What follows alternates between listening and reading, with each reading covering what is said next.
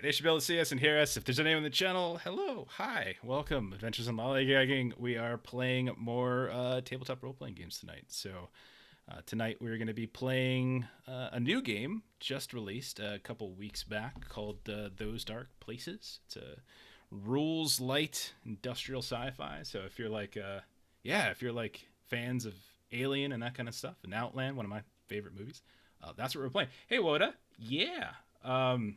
The book's really cool, man, and super easy to read. It's kind of got like a little story thing going on in it, and rules are not hard to pick up. We'll cover them tonight.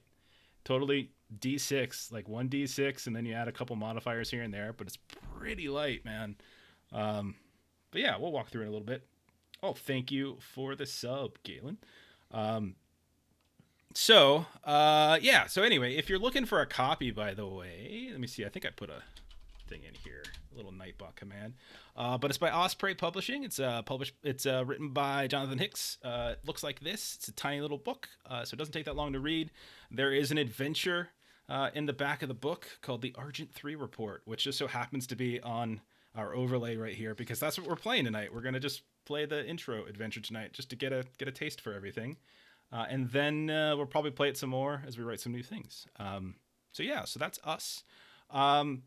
We play a bunch of other games here, so if you're coming by for the first time, or if you're watching this video for the first time later on like YouTube or on VOD or whatever, thanks for checking us out. We do other things. We play a variety of tabletop role-playing games. Usually our schedules are like Monday, Friday, Saturday on either our channel or over on the Free League Publishing channel every other Monday, where we play another great game called Vaesen.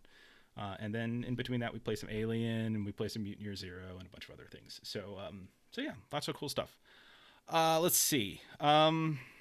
This game, everyone here on the screen barely know anything about it. I've told them little pieces of it. I said I'm gonna teach everything as we go. We're gonna make characters on screen. Only thing I asked them to do is come up with a name and sort of like a general theme for what they wanted to play, whether it's like, kind of a southern, redneck engineer like Ashley basically came up with, or like Elon Musk's like long lost grandchild or something, which is what Long came up with. I don't know. I asked them to just come with a basic theme, and then we'll kind of walk through how easy it is to make a character and sort of try to fill that theme. So the game, again, I said it's a lot like Alien, so it's sort of set kind of in the same, like, relatively near future. We are traveling the stars now, but we are doing so in a way that's kind of dictated by corporations. And so when people are going places, we're going there to harvest for resources, not necessarily for like the Star Trek like way of exploration. It's more about going places that we can essentially just mine for whatever it is. And so most people who are traveling across the cosmos are doing so under some kind of contract with one of the major corps, and they're working towards retirement. So in this game, it's less about like accruing money and XP, and it's more about accruing time towards retirement. And so even on the character sheet, there's these little sections where you start filling in how long you can get to retirement. So the goal is retirement. So I like that piece in the book, real. And like how it plays with like what you get paid in years and all that. Exactly. What's the average retirement time? I think it's like 25 years, right? I think if I recall correctly, Melissa read the book. I totally forgot about that. So 25 years, I think, is kind of where you're trying to go towards. And so each time you go out, you're kind of accruing time. So there's sort of like a loose equation. So also, like space travel, where there are these things called gravity drives, which allow us to travel great distances. Those distances still take time. So it can be weeks, sometimes months, depending on how far you go between when you left and when you arrived. And during the course of that travel time, you're usually like in long sleep chambers and such. The ships you travel on are usually these big old clunky behemoths that are like 80% equipment and engines and such, and 20% like livable space. And usually when you're doing your runs, most of the time that you spend is spent down in that long sleep chamber, and you spend a couple days when you wake up to do the job, and then you go back to sleep on your return flight. And so that's kind of how it works. And so there we go. That's sort of the basic broad theme that we're doing. So let's dive into character creation. So character creation, really, really simple. All of them have their character sheets in front of them. I'm using Foundry for this. I just kind of put together a simple sandbox character sheet, so they're all going to mess with that. So let's talk about like the different pieces. This should take no more than 10 minutes. There are basically two things that you really need to consider right now: attributes and crew positions. So your attributes is your case file, and so it's cleverly an acronym for charisma, agility, strength, and education, which mean basically what you probably think they mean. So charisma is how you deal with people. Agility is like your ability to like move or your ability to shoot, weapons, your dexterity, that kind of stuff. Strength is your physicality, your ability to withstand damage in some cases. It's kind of like your hit points also. Then you've got education, which is basically how smart you are or how good you are at figuring stuff out. This game, there's no rolling for stats. You just assign different numbers to stats. So one of those attributes is going to be a 4, and higher is better. One of those is going to be a 3. One of those is going to be a 2. And one of those is going to be a 1. So you all get to freely distribute that however you like. So go ahead and do that now. So think about sort of thematically what you wanted your character to be. Like if you're expecting to be like a tough person who can brawl, then you probably put more in strength. If you are more like a scientist, then you probably put more in education, and we go from there. So I'm gonna go towards education agility for my dude. Okay. And me too, going agility, then education. And so when you actually roll for checks, this number that you're punching in is the modifier that you add to those checks. Simple enough. This game is a D6 game, as Woda mentioned in the chat. It's just a D6. You roll 1d6 and you add basically your attribute and sometimes some other things, and see if you hit the number that you need. So Ashley, you got yours in? Yes. Okay. I'm gonna give you all at the end once we're punched in stats and stuff to kind of walk us through who you think your character is, and I'm gonna have other creative ways of trying to get you to get into your character. Logan, you all set? Yeah. Hopefully we all don't make the exact same character. Totally fine. It's totally fine. We're really agile and smart, and that's about what we do. Everyone's agile and smart. Hey, Arlen, how you doing? Thanks for hanging out. All right. So next up is the crew positions. Crew positions is basically skills, if you want to think about it in those terms, except you only get to put points into 2 of them. So one of them you'll put a 2 in, and one of them you'll put a 1 in. So your primary position, so like what is your main job on the crew, is what you put your 2 in, and then your secondary job is what you put your 1 in. Now there are a couple more thematic limitations to this. So any ship that's going out there needs to have a crew where there's at least somebody who knows how to use the helm and somebody who knows how to navigate. So whether it's primary or secondary, somebody has to have points in that. For those people on stream or listening later, like I can walk you through the stats, or the different positions. So there's the helm crew position, which is flying the ship. So if you're basically the person who wants to do the piloting, that's that.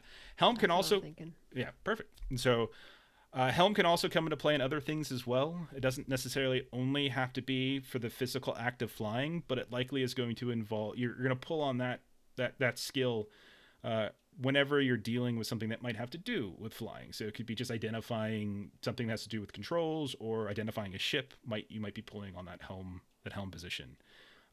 Navigation, most obviously it's about like setting charts and routes and things like that, but it's also just about like spatial and situational awareness. Like it could be navigating strange halls, it could be finding places on a space station, stuff like that.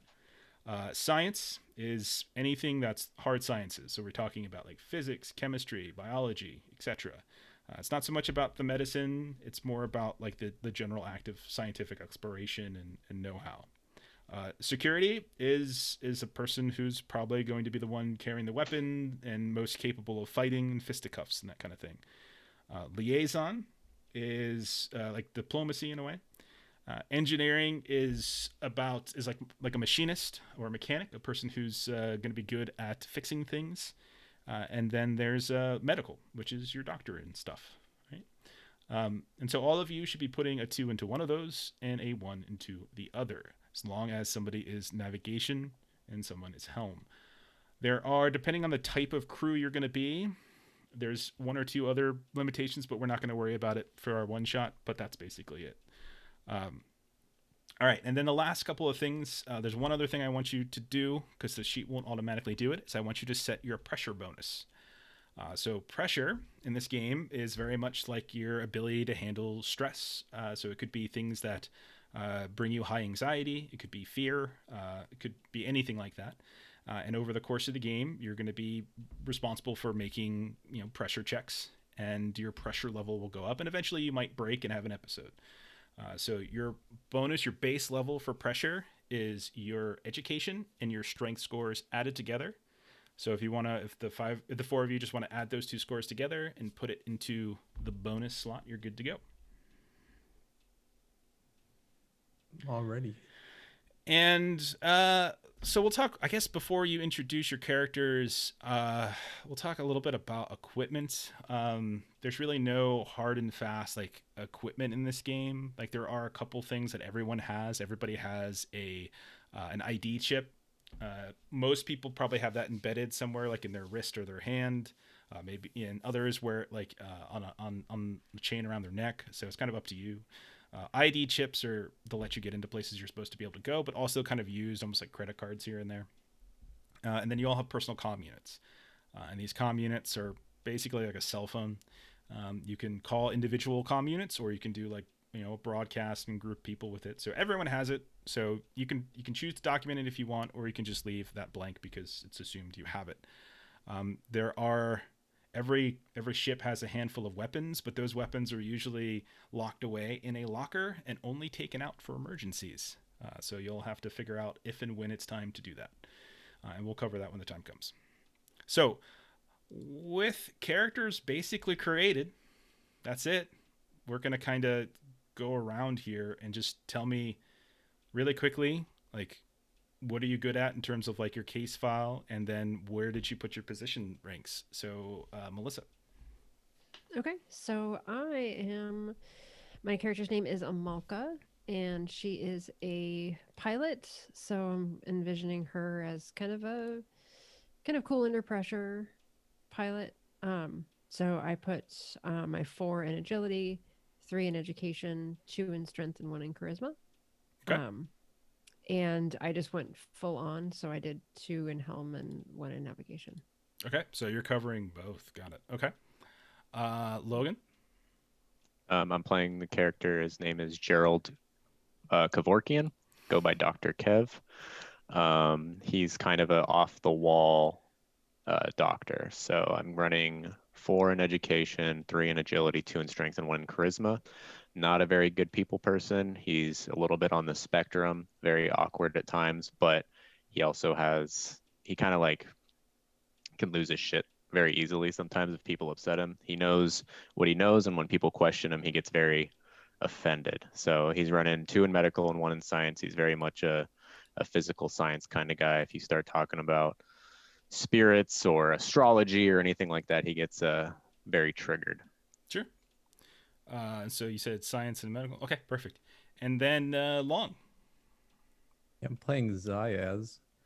I put my case in 4 education, 3 strength. And then the crew positions, I'm going towards engineering security. And I'll be more of the fighter, and I'll let the AI pretty much run my thought process sort of thing. Okay. Yeah. So like I'm just piloting. Okay. Just kind of doing what you're told. Yeah. Okay. You have 4 in education though. Like you're pretty it's smart. the AI's education. Okay. All right. So in this game, like one of the things you can potentially do is you can actually play as an android. We're not going to get into that in this one shot, but you actually there are really basic rules for it. All this game is very light, rules light, doesn't get in your way, which is really nice. But there are some suggestions for how that works, and we'll cover that when we play it later. And then Ashley. I'm playing Lucille. I have 3 in charisma, 4 in agility, 1 in strength, 2 in education. And then I put 2 in liaison and 1 in engineering. Okay. So I'm just fixing the character sheet here. Is displaying kind of weird, but I got it. So it looks like we have liaison engineering. Is there any, I think everything's got covered. Everybody's been in something. So I Yeah. think we have Helm, we have navigation, science, security, liaison, engineering, medical.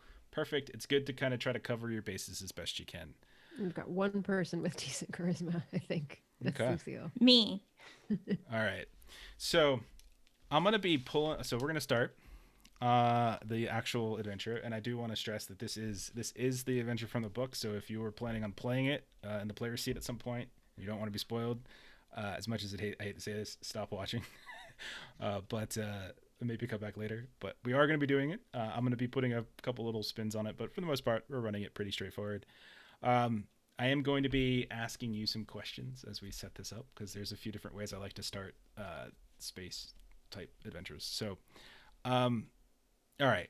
First question I have for you all is this: you guys work for a company called Cambridge Wells. That's the name of your company, and you're been sent out to do something. There's no like captain in the way we think of like captains, like if we were watching Star Trek or something like that, or if we're thinking Firefly. It's not really like that, but there might more be something like a supervisor. So who would we think is like the person that, if when push comes to shove, like who's the person that we might like point to as like, okay, if someone has to make a call, they'll probably be the one to make the call. Who do we think that is? Out of us or just in general? Out of you four, yeah. Like I our say characters. Zayaz. I would say Lucille, since she's got the charisma. Okay. The loudest voice is the one heard easiest. No, Okay. All right. Lucy. I don't want to make decisions. Oh, don't worry. I'm not saying it will happen. I'm just kind of curious. Mhm. Just saying. Okay. Where are you sleeping, Ash? No, I'm just kidding. No, I knew knew that was question coming. was coming. And then the second question before we get started is, what's the name of your ship? Not Hot Pocket. It's an ongoing Perfect. joke in some of our other games. So what do we think? Name of the ship. Now, if we're going canon, the ships are most commonly named after like historical or fictional figures, or specific locations on Earth. So like cities, states, countries, points of reference, stuff like that. So if there's something you can think of, shout it out. Loudest voice, first voice gets it. Ragnarok, Nebuchadnezzar. Lil Nas X. We could do Ragnarok. It's kind of, I think, I don't know. Would we all go on a ship that says, "Hey, apocalypse is happening"? Yeah, I End of the would. world. Okay, Yeah. let's call it the Ragnarok. Or are we making a World of Warcraft reference? Like No, it's Ragnaros. actually a Final Fantasy reference. Ragnaros. Okay. All right. Now that that's out of the way, Justin's not here, so there won't be WoW references. You're safe, Jeff. it's a good thing. It's a safe space now. Yeah, I swore off RPGs, or MMORPGs, I should say. Me too. It's all about the tabletop kind now. Awesome. We ready? Ready to get going? Yeah. So, I'm just waiting for the music to hit. I was actually just going to put the music on. So funny that you said that. It's perfect timing. All right, here we go. Let me put We this know how on. this goes. Oh, it'll be fine. It'll be totally fine. Look, this is going to be a happy adventure filled with happy things. All right, we're going to start cinematically. Okay. Camera begins staring at this dark, empty space. Dead silence is slowly broken by the steady crescendo of an engine hum. Then an intermittent signal blip, static, the sound of like a pneumatic pressure release. Just basically a hodgepodge of all the usual types of sounds and bits that you would hear on any ship. And that's when you kind of see your ship, the Ragnarok, slowly beginning to come across in a very, very slow, methodical manner, the screen itself. And it's kind of panning underneath. We hear the gravity drive kind of thrumming a bit. And as the ship slowly passes across the camera, the various sounds of space ambience start to fade.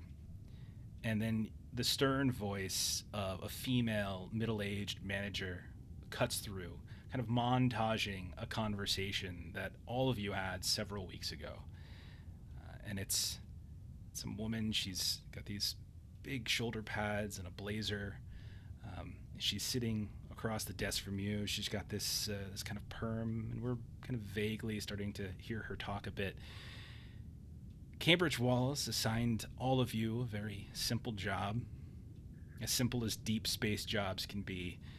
And one of the company's space stations, an orbital refinery in the Procyon system, is scheduled for demolition. This is like consider this like a voiceover now, as the camera just continues to pan across the ship.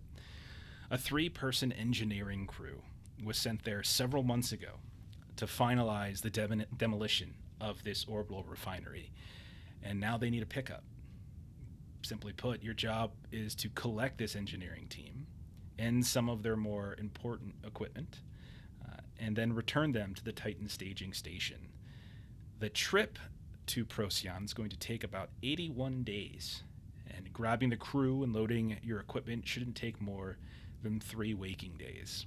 So 81 days there, 81 days there back, 3 days up. The rest is you're going to be spending in long sleep.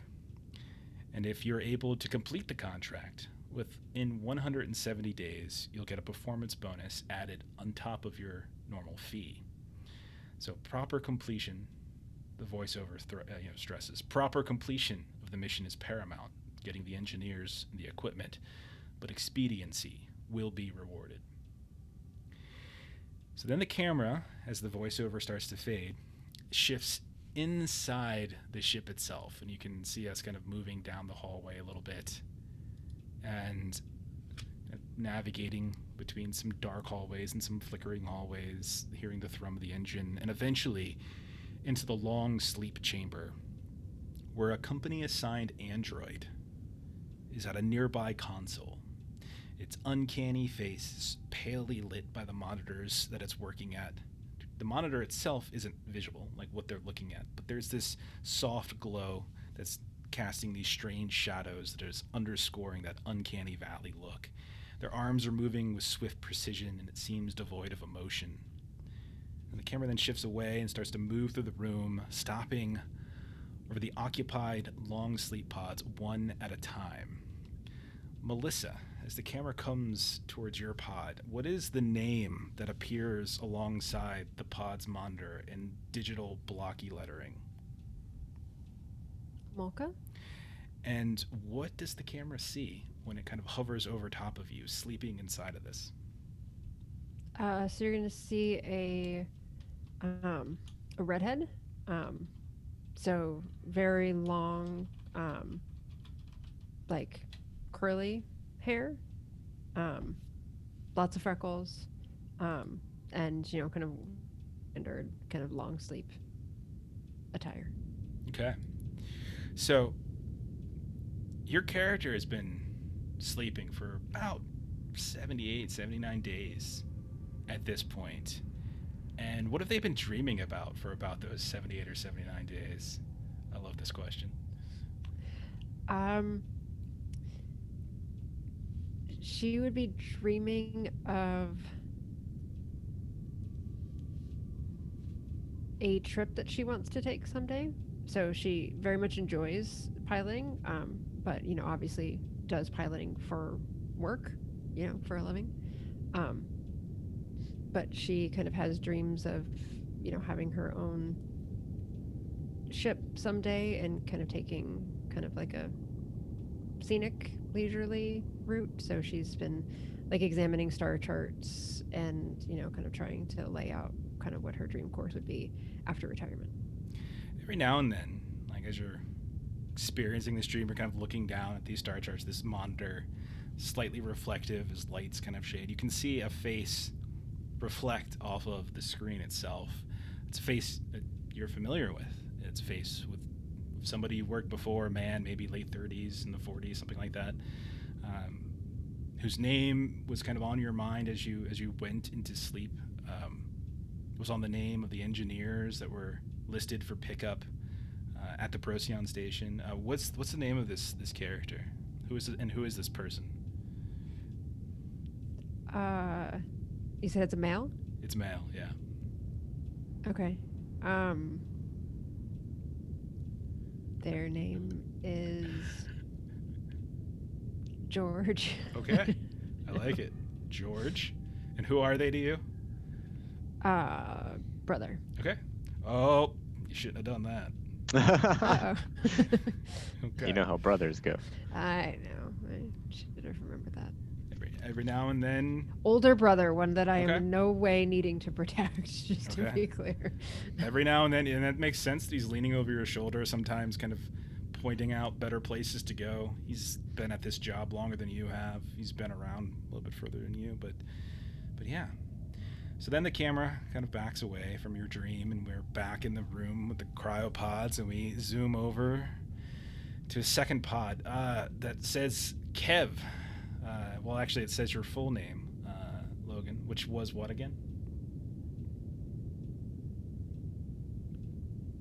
You're muted. I think you're muted, yeah. Sorry, Gerald Kevorkian. Gerald Kevorkian. So what does the camera see when they're looking at you? Physically, what does your character look like? He's a very thin, lanky individual with sandy blonde hair. Yeah. Probably about a little longer than ear length. He's wearing clothes that are too big his size, but not by choice, just because it's so hard to find clothes that fit his oddly shaped body. Sure. And what has Kev been dreaming about for the past about 80 days?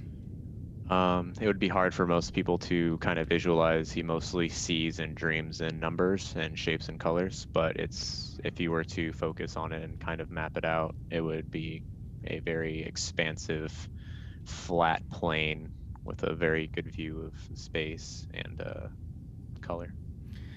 So as we're kind of taking a quick little dip inside of the consciousness of Kev and seeing this expansive, colorful horizon, sort of, it's a fairly empty, quiet place until a little sound, this monotonous, distant rhythm, starts kind of overtaking, maybe even distracting your consciousness a bit as you're observing this little, nearly imperceptible rhythm that slowly gets louder and louder to the point where it can no longer be annoyed. It's just this mixture of like metal on metal dragging, and then this strange plink. It's like and then another drag of metal, like something scraping against metal, and then a plink. And this just keeps doing this over and over, louder and louder, until we start seeing that the monitor that's next to Kev's sleeping pod begins to start to first go yellow, and then orange, and then red.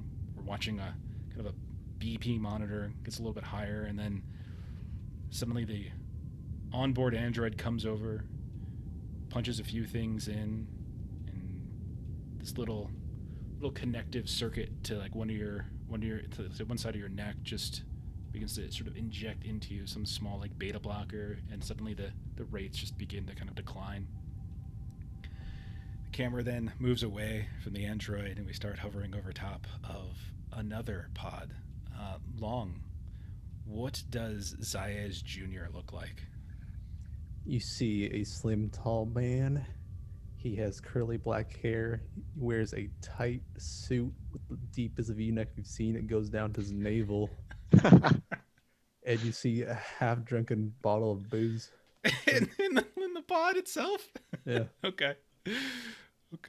All right. And what have you been dreaming about for the past 80 days? I've been dreaming of pi, the number pi.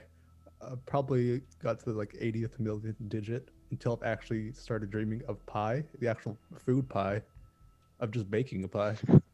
Okay.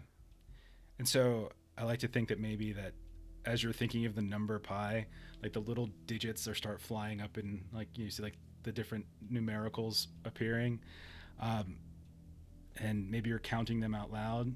And as we're watching you bake a pie and count the numbers of pie out and look at the oven timer and all that kind of stuff, the voice that we're hearing changes, and it's not yours anymore. It's a feminine voice now. It's a voice that you've been kind of playing in your head a little bit ever since like you got the job to go on this, because you saw a name of somebody who you knew on the engineering list. What is this woman's name, and what does it say? What does this voice say other than like the numbers? Her name is Ella. Okay. and she's pretty much saying welcome aboard. Okay. Over and over and over again for 80 days. No wonder you have the booze. Camera backs out. Camera pat's a good idea. What the ingredients. Okay. And then crinkle an aluminum crust or aluminum foil around your crust so it doesn't burn. So the camera zooms over and we see Lucille in the pod. What does she look like, Ashley? She's super short and she had like platinum blonde dyed hair. But obviously she's been sleeping, so she hasn't been able to maintain. So she's got really bad dark roots. And it's just like a rat nest and a bun on the top of her head. And she's wearing overalls, her sleep pair. So they're cute and patterned. And yeah, and she's got a wrench that she's holding. She's holding a wrench. I like how y'all She's bring sleeping stuff in with. here. But we should check regulations and see if that's allowed. And what are you dreaming She about? has specifically been dreaming about Meatloaf's music video of I Believe in a Thing Called, or I Would Do Anything for Love. Okay. And then flipping between that and the darkness, I Believe in a Thing Called Love. Okay. She's a historical person. She likes the oldies. She likes the specifically weird glam. I like it. Okay. And as we like dip into your dream, we see the actual videos themselves, and like there's and I'm Lucille dancing with Meatloaf, dancing around, slow dancing, Yeah, and every now and then, like maybe like you guys, he gets spun around. Meatloaf grabs you by the wrist, sort of spins you around, or whoever the lead singer is of the darkness spins you around, and so you're just doing all sorts of wonderful things, and then you suddenly realize that you're very, very hot. And at first, it didn't seem like it. That's fine. It makes sense. You're spinning around, you're dancing, but the heat, it's almost like you're in a sauna at first, but then it starts to localize a little bit more, and you're dancing and you're kind of getting distracted. You're fumbling over your steps a bit. Meatloaf is giving you dirty looks, and it starts to localize around your wrist, and it becomes this kind of scalding, intense burn. And no matter what you try to do to occupy your mind, you cannot seem to ignore this burn. And when you shift your head to see your wrist, you notice that it's actually not Meatloaf's hand that's grabbing it. He's stepped away. It's instead this kind of series of these small, pale, crooked tendrils, almost bony. This white skin that seems to kind of bubble and blister, and these little bits of yellow-green gas just kind of emerges when those blisters pop. They kind of writhe a bit, squeeze and move and readjust. And you notice suddenly that Meatloaf and the whole video has faded away, and you're just sort of surrounded by this yellowish gas, and that tendrils connected to something which is extending beyond your vision into that gas, and you can kind of see this blurred shape somewhere between there. You can't quite make it out. And when you reach down to unclench the tendrils on your arm, you feel this sudden tug, and your body lurches forward into the gas, and you hear a tsh, and it's the sound of your pod opening up, and you see your ship-assigned, your company-assigned android looking down at you, awkward, uncanny face. You hear the sounds of all the other pods opening up, and he bids you good morning, and he's kind of going through the basic welcome procedure. Good morning, crew members. Remember that it takes time to adjust to awaking from the long sleep chamber. Do not be alarmed or embarrassed if you evacuated your bowels during the ship. It is very common. And a couple of you look down, you see that you might have actually done so, but all of you are like moving around sluggishly, like it's, like you just had a really bad hangover. And specifically, This is how I always feel. you immediately grab the bottle and start drinking. Lucille, when you look down at your wrist, you see that there's like this red rash that's formed. These little bits of skin seem to have been scraped away. And the android kind of notices you looking at it and says, Yes, it seems you were scratching yourself in your sleep, Miss Lucille. There was little I could do, unfortunately. Waking you because of an itch is not governed by emergency protocols. But I have this balm and bandage here for you to apply. And so he begins to start kind of applying it and rubbing this balm over and then wraps it up and feels better. And all of you are now awake in your ship. Some of you are quickly drinking your booze. Some of you are trying to stand, struggling a little bit. But over the next couple of hours, you start to get your feet about you. You start to refamiliarize yourself with your ship. You've woken up early, a little bit of distance before Procyon Station, which is pretty much standard operating procedure. And so after all of you kind of get your wherewithals about you, you start going about your various jobs on the ship, kind of getting ready, knowing that it's going to be probably a day or two before you arrive at your destination. So the ship itself is a sort of bulky, inelegant mass, tons of tunnels and corridors, stuff like that. There's no viewports except for the bridge. Only about 20% of the ship is actually habitable. The rest is all machinery. But your android is kind of assuring all of you that that everything is working perfectly, and kind of goes about their business as well. So what would all of you say you're doing? Like, what is like your jobs? Like, what is it you think you're doing at this point? So the first thing that Amalka is going to do is like take a shower and do this very long like hair routine is actually the first thing that she's going to do. Like she's got like long beautiful hair. It's a point of pride for her. And so that's actually the first thing she's going to go do is go through this whole like routine that she does when she comes out of long sleep. And then she will mosey over to the bridge and kind of check and see where everybody's at. And it's a very cramped shower, and there's a limited amount of water you're allotted. And maybe you push that a little bit, and you hear always a little kind of warning sound kind of pop up, and then there's like one of the panels near the shower has like an orange light pop up and says that you are taking up your wake day usage for the next 3 days. And so you've used like 3 days worth of water in like one shower.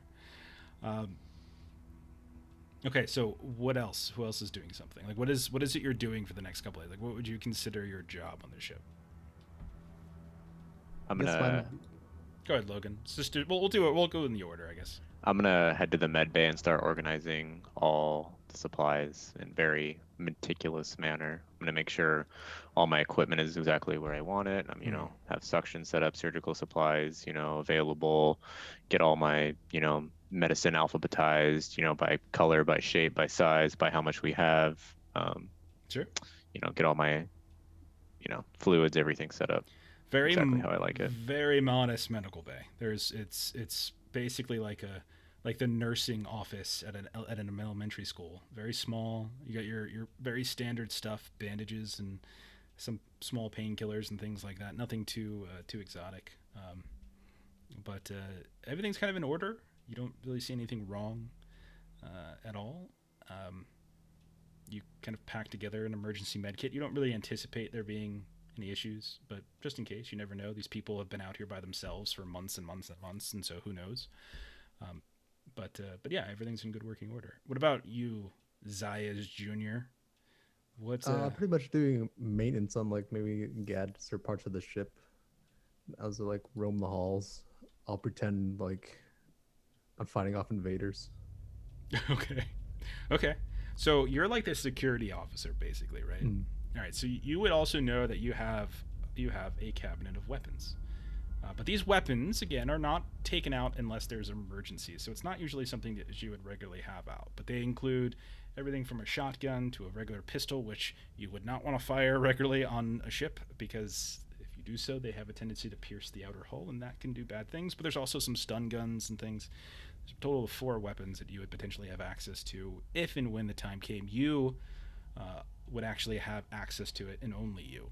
So it would be up to you on whether or not you would want to ever take those out and who you would give those weapons to. And then finally, Lucille. What's Lucille doing in the days leading up to your arrival at the Procyon station? She's probably checking up on the equipment, And also like checking to see if maybe, since she's like the liaison, see if we have any like messages that we received while we were in deep sleep, stuff like that. You check the messages. Nothing out of the ordinary. The onboard android says everything is fine. There's been no changes to orders. Mission orders are still the same. You would also know that messages don't travel particularly fast either. A little bit faster, obviously faster than the ships themselves, but you haven't received any additional orders or clarifications from your company. This far out, it would likely take about 3 weeks to get a reply if you were to send a message and it would return. Got it. So it would take a long time to contact.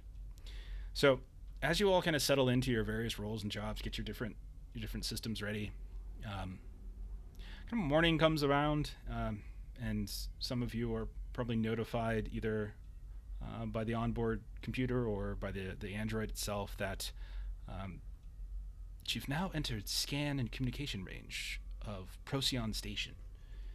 And so all of you, I would imagine, at a certain point, congregate on the bridge. You know that you're a ways out, so you're not like immediately next to it, but you know that it's a decent ways out. And the android, who is at one of the consoles, is just saying the station seems to still be in orbit around the Procyon binary star system. It still seems to have a faint heat bloom suggesting power. What would you like me to do? Said it was suggesting what? It just says that there's power. Like, it's just basically suggesting there's power. It still seems to be powered. It still seems to be orbiting around the star that it kind of was harvesting. Everything's fine. Everything's fine. So Amalka will start to, kind of prepare for entry into this area, and kind of if we're going to be like docking or doing anything like that, kind of making final preparations. Okay. Lucille will probably begin broadcasting like a message to them to let them know like who we are. We're here to collect. Yeah, and you would know that they wouldn't necessarily know it was you four specifically, but they would know that there's a retrieval crew coming. Yeah. Like to imagine you have like the friendliest welcome ever. Hey y'all, this is Lucille, and I'm here on Ragnarok, and I just want to let you know that we're gonna be docking at your station. Oh God. So yeah, you send out that communication messages, and at this range, they should be able to respond to you really quickly, like within seconds, maybe a minute. Your first communication goes out, your second communication goes out. Kind of repeat it here and there, and you get nothing back. And the android says, "I have not received reply communication. I sent out standard hails within the past 24 hours. They have not yet been replied to, nor has your custom message, Miss Lucille." Well, that's really bizarre. Has there been any emergency notifications that have been put out in their system? Can we pick that up? Go ahead and let's do our first roll, just for funsies. So, if you're looking to just kind of run a scan or like dig a little deeper into the scan, is kind of what's going on here. Because like obviously the scan was like it has power and it's there, but now we're kind of digging into it a little bit further. So you can do something like this would be an education roll. Okay. Okay, to see how you wanted to use it, and then normally we would be like, okay, do any of the crew positions apply here?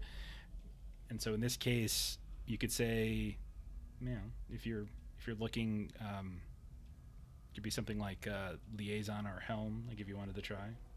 Okay, I have liaison, so that's what would that give me? Just like a +2? I'll give you liaison just because it's the communication stat. So we'll just go ahead and do that. So whatever your score is in it. So what is it?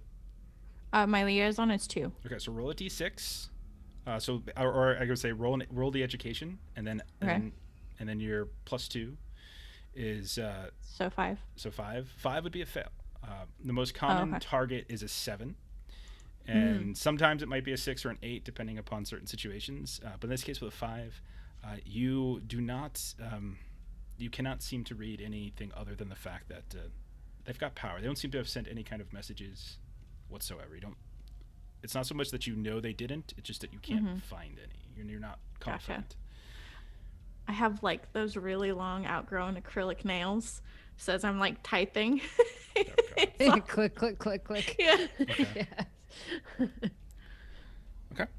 So, the approach of of your ship, the Ragnarok, towards the station is basically on autopilot at this point. So there's really not a whole lot that Amalka you have to do currently, and over the course of the next couple hours, it gets closer to the point where you can actually look out the forward view screen, and you can actually get sight of the station itself. And when you do, you can see that there is this like hulking carcass that's sort of been stripped. Like, you've all been on stations before, and you know the bulky masses that they can be. This thing seems like this derelict skeleton that's just sort of drifting in orbit around this black, dark planet. You're in the middle of nowhere. There's no heavy light coming from any direction. You can just kind of see the very vague contours of it as a little bit of light kind of blinks away from the station, and it's kind of got this eerie, empty feeling to it.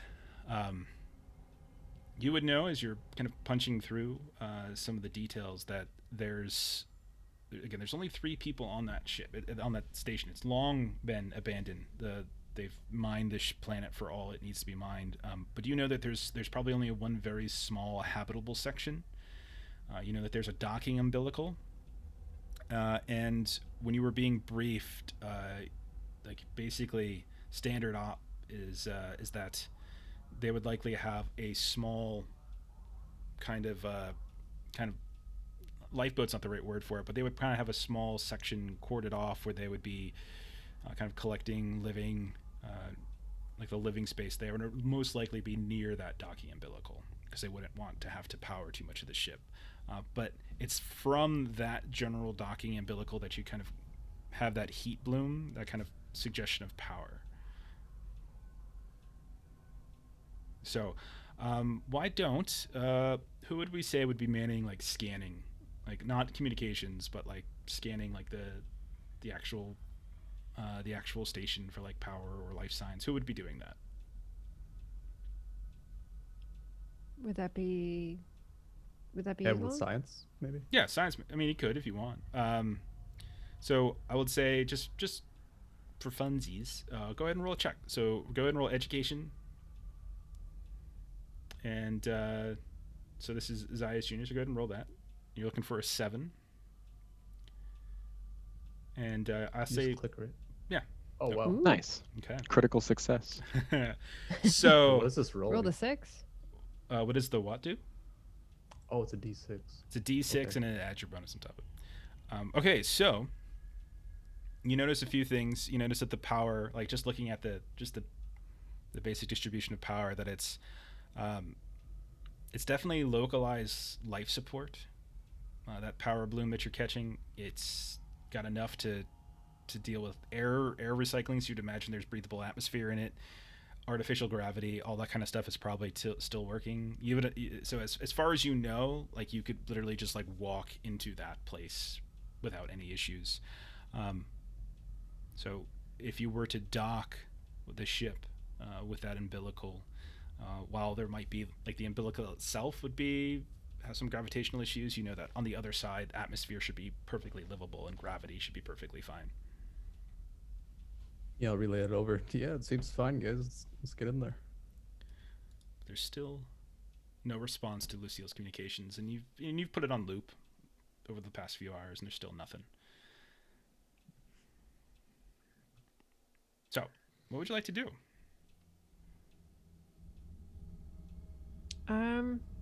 Could I pilot the ship sort of around a bit just to look for, anything that we may be able to see from the outside? Okay. Go ahead and roll, we'll say, agility in Helm. Okay, so I'll roll agility and then add 2. Yeah. So I got a 9 on my agility roll. So you managed to take over the controls. Like, for the longest time, the ship has been on autopilot, getting to where you need to go. But now that you're kind of closer, you're going to take care of it. I mean, you know that you normally take controls when docking comes anyway. And so you do a pass. Like your ship it's a standard shuttle. It's not huge. It's not enormous by any stretch. But it's capable of like long distance flight. And you go ahead and you do a pass around, and you don't notice any signs of any noticeable damage. You can tell like a lot of it's just been harvested. It's basically like a building that doesn't really have walls anymore. It's just kind of like the basic structure, the beams here and there that aren't really necessary, but a lot of the engineering pieces have been broken down, and it's ready to go. Would I be able to kind of get like nose to nose maybe, where if there's like a window or something to, you know, try to use like binoculars or something to try to see in and see if like the lights are on or... No, you already know the lights are on. I mean, you already know there's power coming from it. There's lights flickering. In terms of looking in the window, no, it's not going to be like pulling up to next to another car at a street light. Like it's not quite that small. Binoculars. Binoculars are coming up way too much in our games lately. They're so useful. They are. Lucille's just like drumming her fingers, and she's like, Amalka dear, what are we waiting for? We got a bonus if we hurry up and get this done. It's true. I was just making sure that everything was going to be okay. There's no obvious signs of something, and then I'll maneuver over to a docking position. Obvious signs of what? What's happened to you before in your life that you're scared about this? I mean, don't people usually respond to us when they're expecting us to come pick them up? I mean, usually, but you know, I sent my own and I don't always get responses. I don't know why. You're so friendly. That's why, Amalka. I love you, but that's why. So, Amalka, you go easily enough, dock the ship. I'll roll over that check, and the umbilical is attached to your ship now. It's kind of an extension. So again, you know that your ship has gravity and atmosphere. You know that their ship is going to have gravity and atmosphere, and like you can make the umbilical itself have atmosphere. So, but you know that gravity, you're going to probably be floating. But it's up to you whether or not you wanted to put your suits on or just go over. It's your call.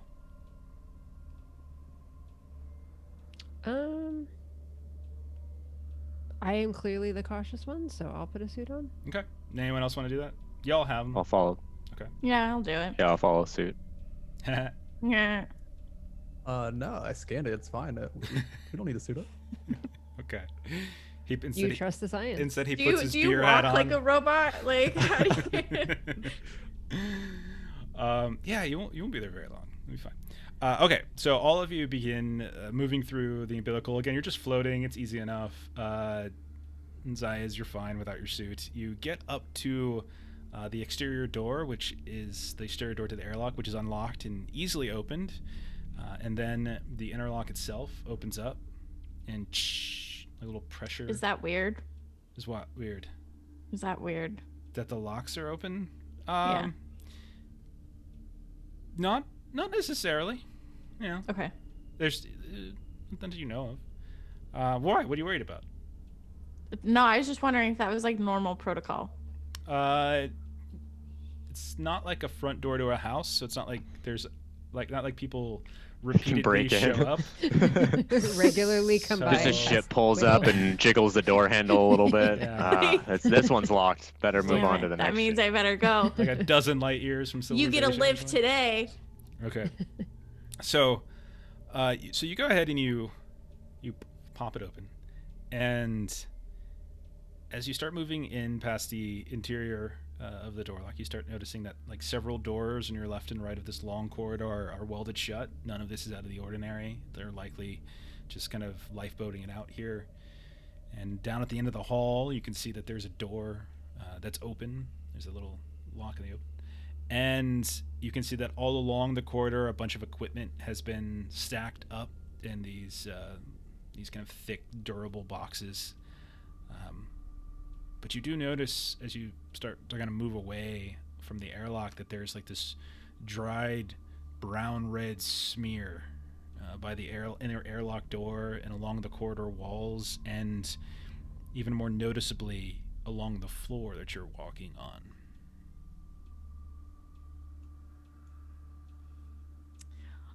Lucille's really interested in that bonus, so she's gonna grab a couple boxes and just start going right back to the ship. Okay. So you go right up and you grab a box. Like you all watch as like Lucille steps in this like this what's basically is like this long stain of like brown red on the ground. And she just grabs a box and starts heading back. Y'all know if they had any women that were picking up today? They're pretty messy. And she just goes. Amalka's gonna turn to Kev. Highly illogical of you to think that women would make this mess.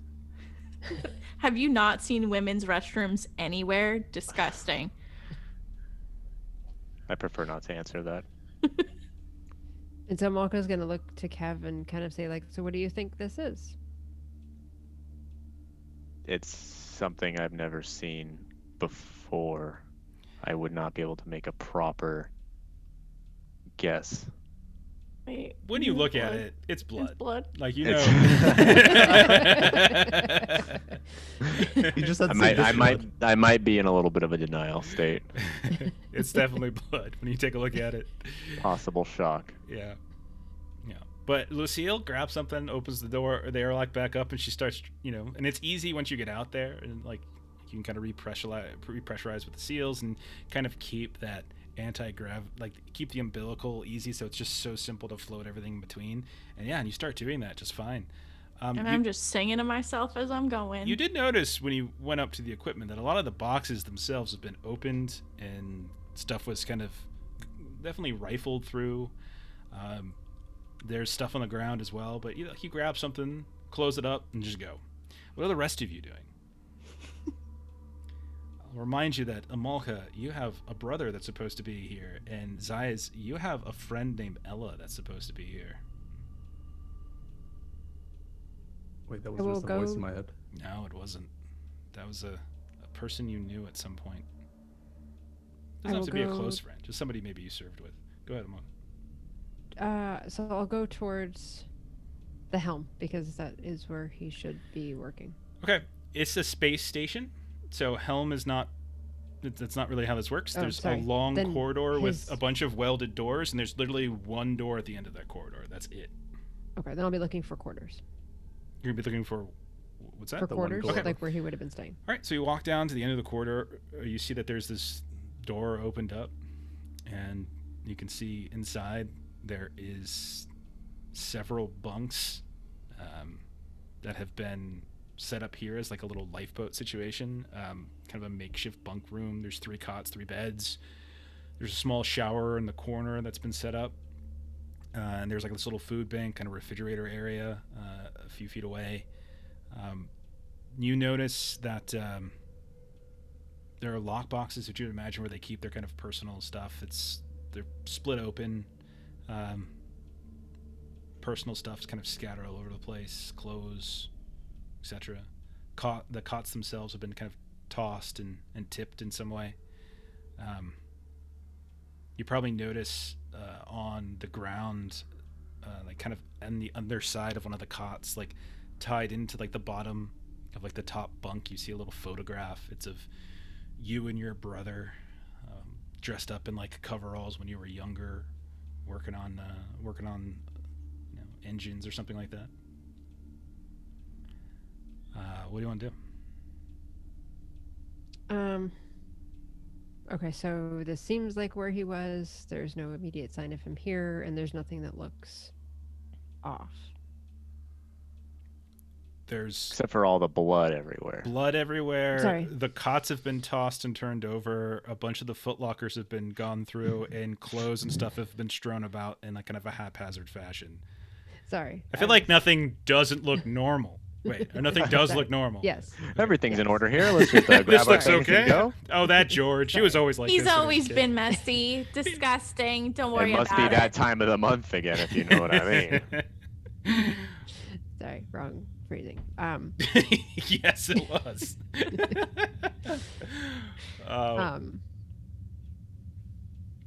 Taking off at a run around, looking for Okay.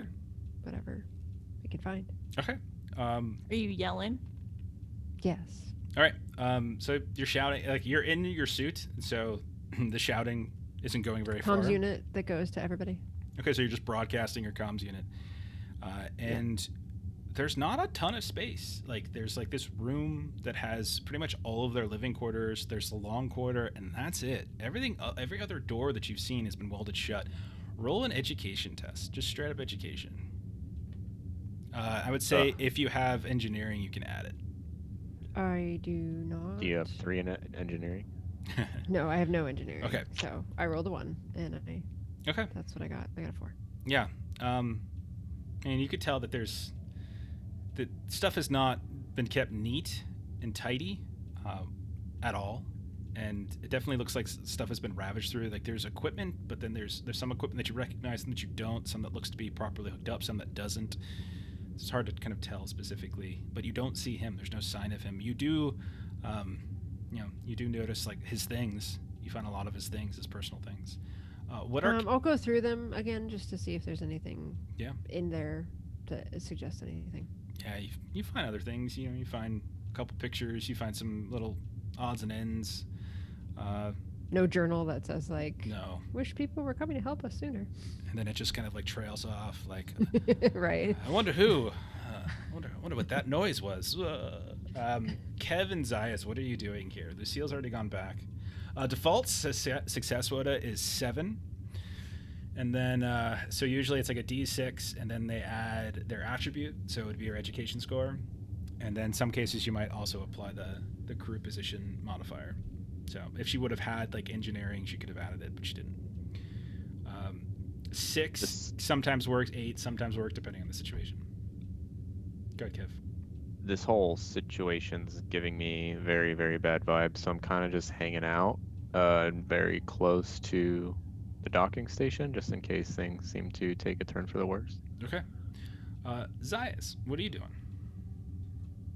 Oh, what's in these boxes? Yeah, you start going through them, and you can tell some of them have been opened, busted open in a way. You can see that there's some damage here and there to some of the exterior hard cases. But there's tons of specialty tools in here that are most likely used for like disassembly. There's also some monitoring and some sensor equipment. Like this is some expensive gear that it makes sense why the company wants it back. It's probably also like theirs. You know, it's like you can see that the cases themselves have the Cambridge Wallace logo engraved upon it. Like this is expensive gear. It's like something missing. From what you can tell, go ahead and roll an education test. My forge is not loading for me. I can't. It's like a white screen right now. You tried to refresh and everything? Yeah, I Have you refreshed my tried browser? And Have you tried turning it off and turning it back on again? Okay. Do you remember what you had for education? Yeah, it's 4. It's my max. All right, I'll roll it for you. So we'll roll the d6 plus 4. It's a 9. Okay, so you would have passed. So you notice a couple things. As you're going through the case, you don't really notice anything missing from the cases. Again, a lot of it's very specialty gear, disassembly engineering gear. You can find it. If something's missing from a case, you can find it on the ground nearby. But you do notice that there's a portable water recycler that you would know would be pretty standard for what they're doing here. That should have been set up likely near the shower, has been torn from the mounting that's next to the shower. You can actually see from the frame itself like where it's been ripped. And you also notice that there are the only other thing that's missing is food rations. You don't see any food here whatsoever.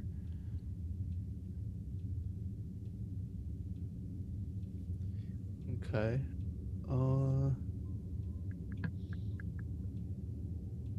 So they might be living off it somewhere. I'll just keep that in mind, I guess. Okay. So the other thing as you're looking is you notice that the cot, so one of the cots themselves, like as you're digging through things, has this really sharp corner, and there's this small dent in it, and it seems to be kind of covered in blood. And you notice as you're looking at the blood trail that's been on the floor that Lucille walked in, that it seems to track back to right around here. When you bend down and look at it closely, you can see there's like dark hair that seems to be stuck in kind of mixed in with the blood a little bit, as if someone like kind of fell and knocked their head here or something like that. Okay, I'll try to maybe pick up if the trail leads somewhere else. Okay. So it really just looks, it's a straight line. Like, so if you think about it, it's just you guys get on the airlock, you went straight down a corridor, the left and right doors were all welded shut. And then at the very end, there's a larger room where the bunks, the shower, the food all is. It's what they've likely been doing is they've been disassembling various portions and working their way back towards a specific lifeboat. And this is their lifeboat. And like they're done and they're just waiting for you. So you don't notice the blood. The blood is a straight line from this little bunk area right to the airlock. You do notice like a couple little things on the ground here and there. It's the only way to be sure. Take it off. Nuke it from orbit. Hey, Jonathan, how's it going? Jonathan Hicks, this guy wrote this game. Welcome. So we're butchering it, so I hope that's all right. So what do you want to do with that information, Zayas? Can we take off and nuke this place from orbit?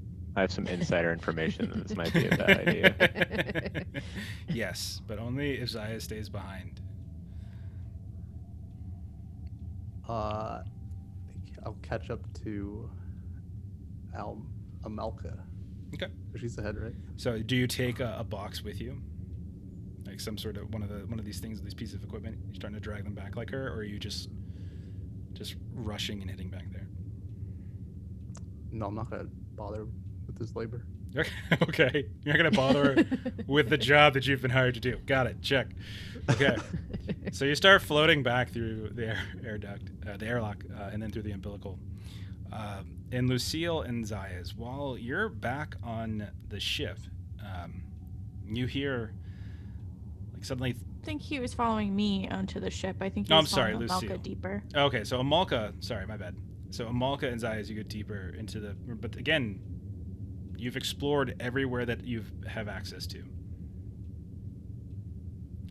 it's at this point, Okay. Lucille, who's back on the ship, you see as the lights, like kind of these little merge lights pop on, and you hear like a little noise that you would know is a proximity alert, and your onboard android comes up and kind of sends a broadcast to everybody's comm unit that says that there's been a proximity sensor has been triggered, and that another ship has been detected in the vicinity.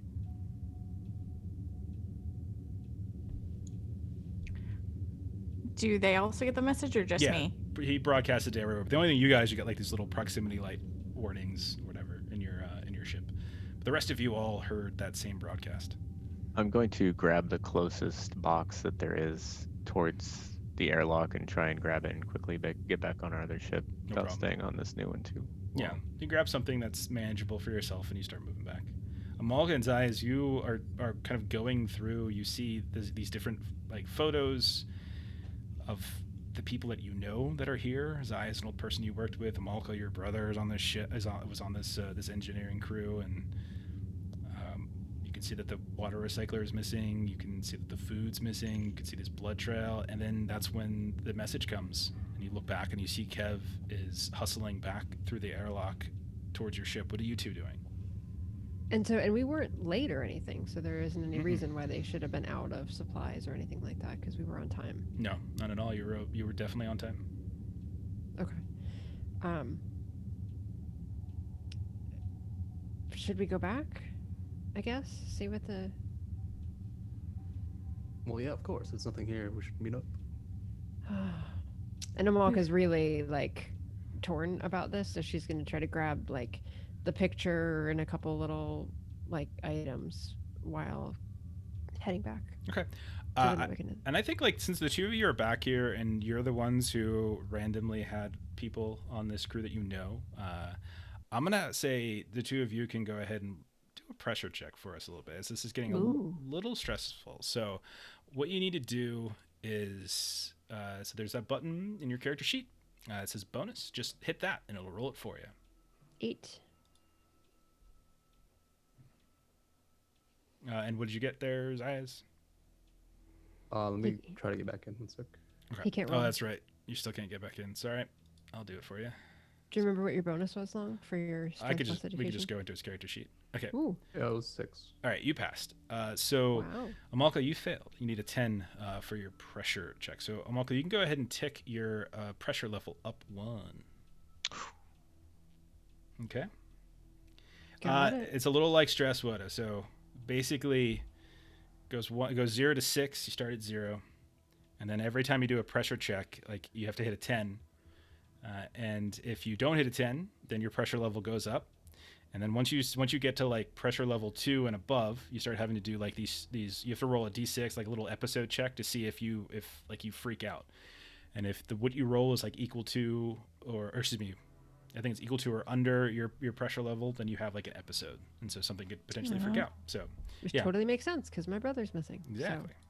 All right, so the 2 of you hustle back, and all 4 of you now are back on the Ragnarok, aptly named, and you've got the onboard android who's messaging you from the bridge about this incoming ship.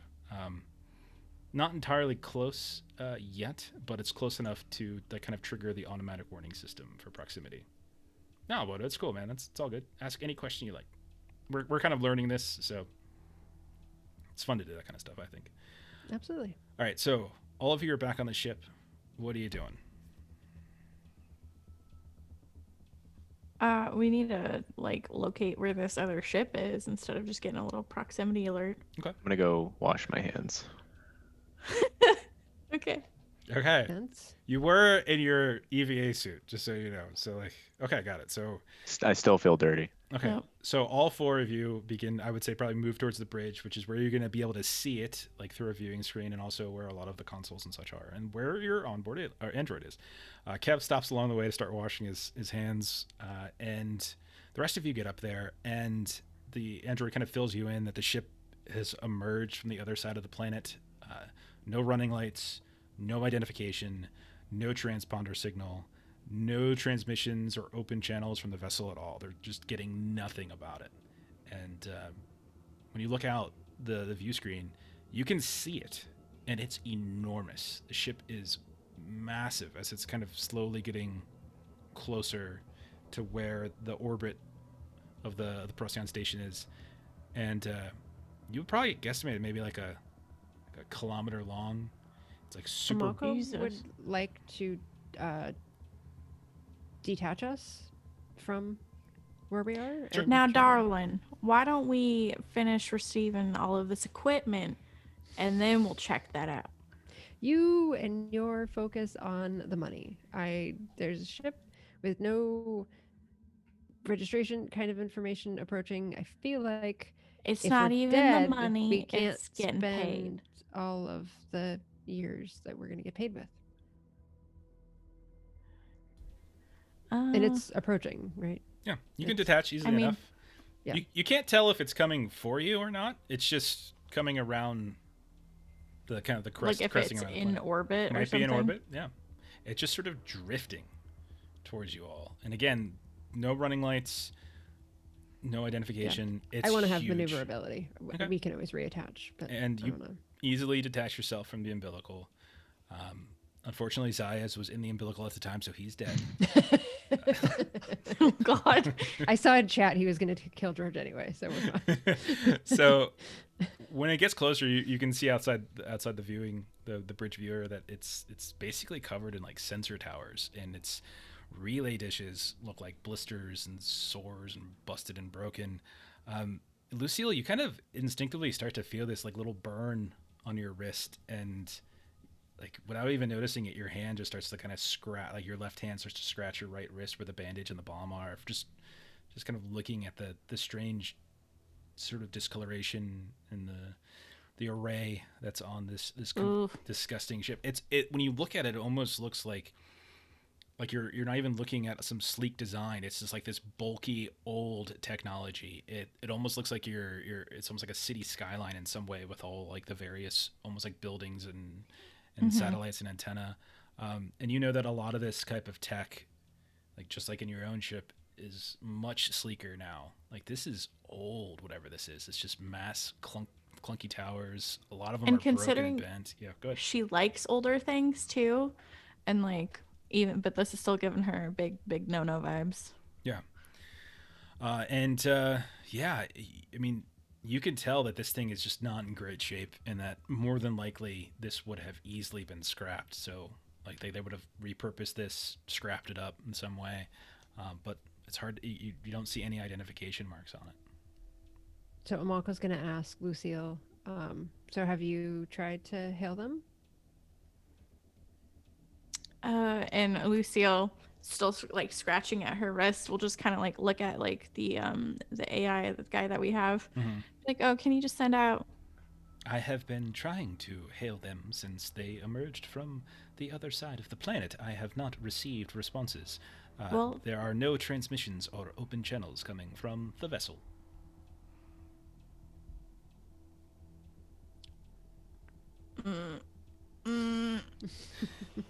Where are you choosing to sleep tonight, Lucille? in whichever room you are not.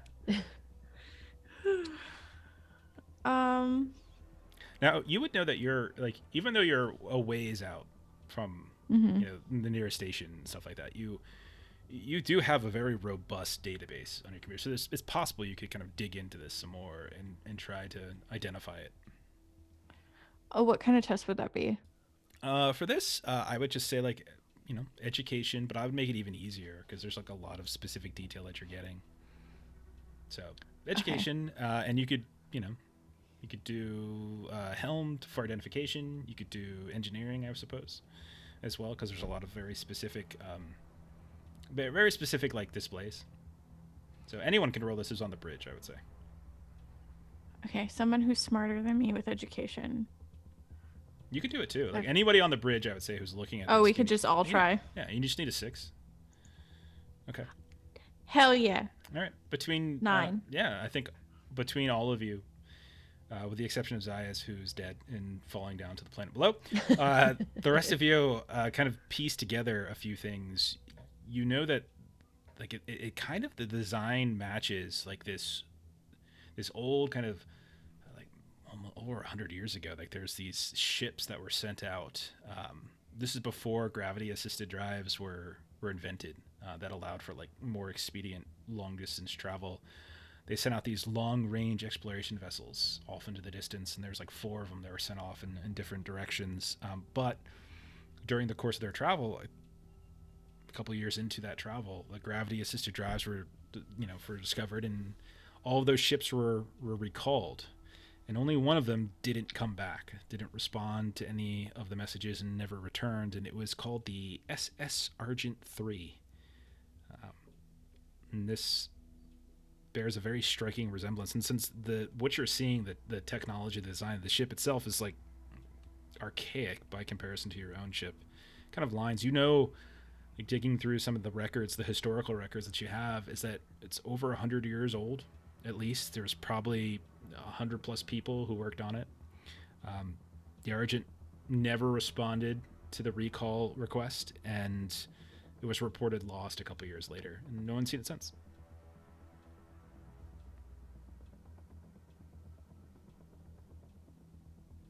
So Malko will put the question out to the rest of the crew.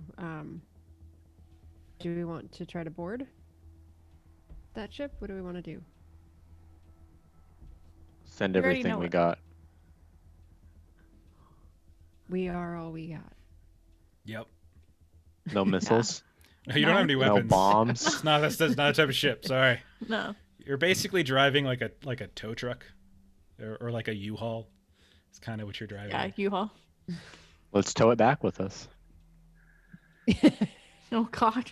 It weighs nothing. We're in space, so Like a 65-point turn is. You know what Lucille wants, and that's to reattach the umbilical, finish unloading all that stuff, and then go. All right. So you can do that.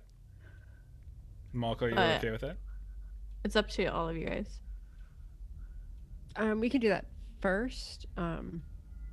Because the I ship just is just meandering, so like we can always catch up to. Yeah, it just seems to be The- sort of drifting in space Yeah. around it. Yeah. I mean, there's a remember, couple. Lucille, you are our decision maker. No, no. We voted. Yeah, we voted. If push comes to shove. So there's a couple things you would know, just kind of as workers. You would know that salvage rights on the ship could be huge. It could like double or triple your pay. You also know that you have three missing people from the station itself. That if you were to return without them, or without any kind of verification of where they've gone and where they were, that your job would basically be listed as a failure, and you would be penalized for not returning with them or any sort of information about them. So, something to keep in mind.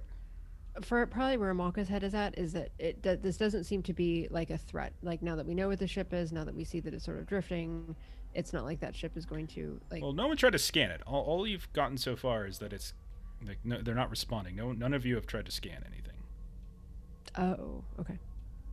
Yeah, I'm not the scanner, so one of y'all do that while I get my checklist. I'm like, all right. Do I have a camera?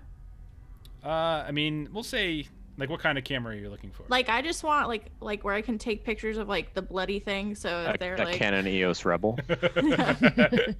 Yes. No, like a You shitty have- disposable, whatever. You have like an old Kodak disposable. Yes, like from Yeah. from the early '90s. Okay, I'm down. Yeah. It's all orange, like that light orange. Yeah. Oh god. We need a redoc so I can take pictures, show that we found it all bloody and messed up. It's got 32. There's only 32 pictures you can take with it, and the first I've been playing- 17 were you at like Disney World. Oh God. Okay. So you only have 15 left. There's like a finger in front of half of them, Exactly. out Yeah. of focus. Exactly. Maybe, can there's a can I- Walgreens out here. Go ahead. I'll do a scan of the ship, I suppose. Education. You can do what other skills do you have? What are your crew I proficiencies? have medical and science. Two You medical can and apply your science. science. It's fine. So I got a 9. Okay. You can tell that it's definitely, even though it's not transmitting. Transmitting. Got it. I am an English professor. Even though it's not transmitting any, like it's not communicating with you, it's not responded to any of your hails.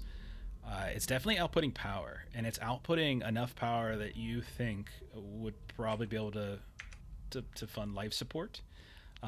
But you also noting that the power levels are fluctuating pretty significantly, and that something seems to be wrong with their power core. Like you can tell that like something's not quite right. It's like kind of it seems to be behaving erratically. Can we tell exactly like what part of the ship the power is coming from, or is it just kind of like a vague? Well, you can tell where the power core is specifically. You can tell that, and there you can tell that it does seem that most of the ship seems to be under power. Okay. But there also seems to be a lot of clear damage done to the ship, so you're not sure if all of the places on the ship are accessible. But it does seem to be distributing power across the ship. Could I like pull up blueprints or something? I don't know. Roll an education test, since you asked for it. Let's see if you could. Would engineering possibly apply? Because I'm trying to do like blueprints. Sure. Or no? It's a one shot. Go for it. Yes. 9. I pass. You can. Okay. We'll say you have. Like historically speaking, you probably don't have like the specific design plans, but you probably have like whatever was released to the media as like know this new top of the line ship that's going to travel to long space, and it's kind of going through what like People magazine might have or something like that, but not what the people who built the ship would, because that would Technical specs. that would probably be like some kind of security threat if somebody actually had those technical specs. But you have like a general idea of it. Idea. Yeah. Cool.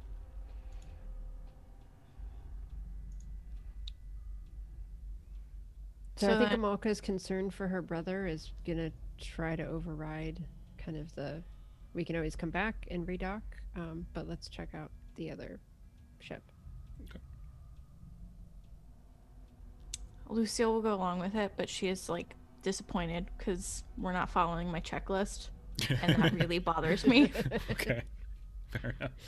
You and Kev can have a conversation about Like everything else. Amalka has gone down on my favorites list by like a notch. Just like she's not following the checklist. I made this so that we could be in and out of here as fast as possible. And now the we ship got is moving opportunities. away, like while you're just talking behind. Oh, I'm not even talking to. This is like a dialogue in my head, and I'm just like angrily clacking with my fingernails on everything. So as you're scanning and as you're looking, you notice that like I said, the ship has got a ton of damage. The Argent. You don't really see any signs of like major docks or entrance ports. You do notice that there's one docking umbilical towards the fore of the ship that you can see that there's like this shuttle-sized vessel that's already attached to it. It's about maybe 10 meters long, but you know, based upon what you've pulled up, Lucille, that there is an airlock that is probably accessible about halfway down the ship's hull, but it would probably require EVA on your part to get there. Can I take a step back? You said there's a shuttle that's connected to that already? Yep. Does the shuttle appear to be as old as that ship, or does the shuttle appear to be something that could have come off of where we just were, something that's newer? You would know that there was no shuttle assigned to Procyon Station. So they've literally just been sitting in the lifeboat, moving throughout the station. They had nothing. Okay. So my question still holds then, is the age of the shuttle appear to match the age of the ship? Or did something looks dock pretty with it old. later? It looks pretty old. Okay. Then I'll go towards the airlock. Okay. What's everybody else doing? Zayas?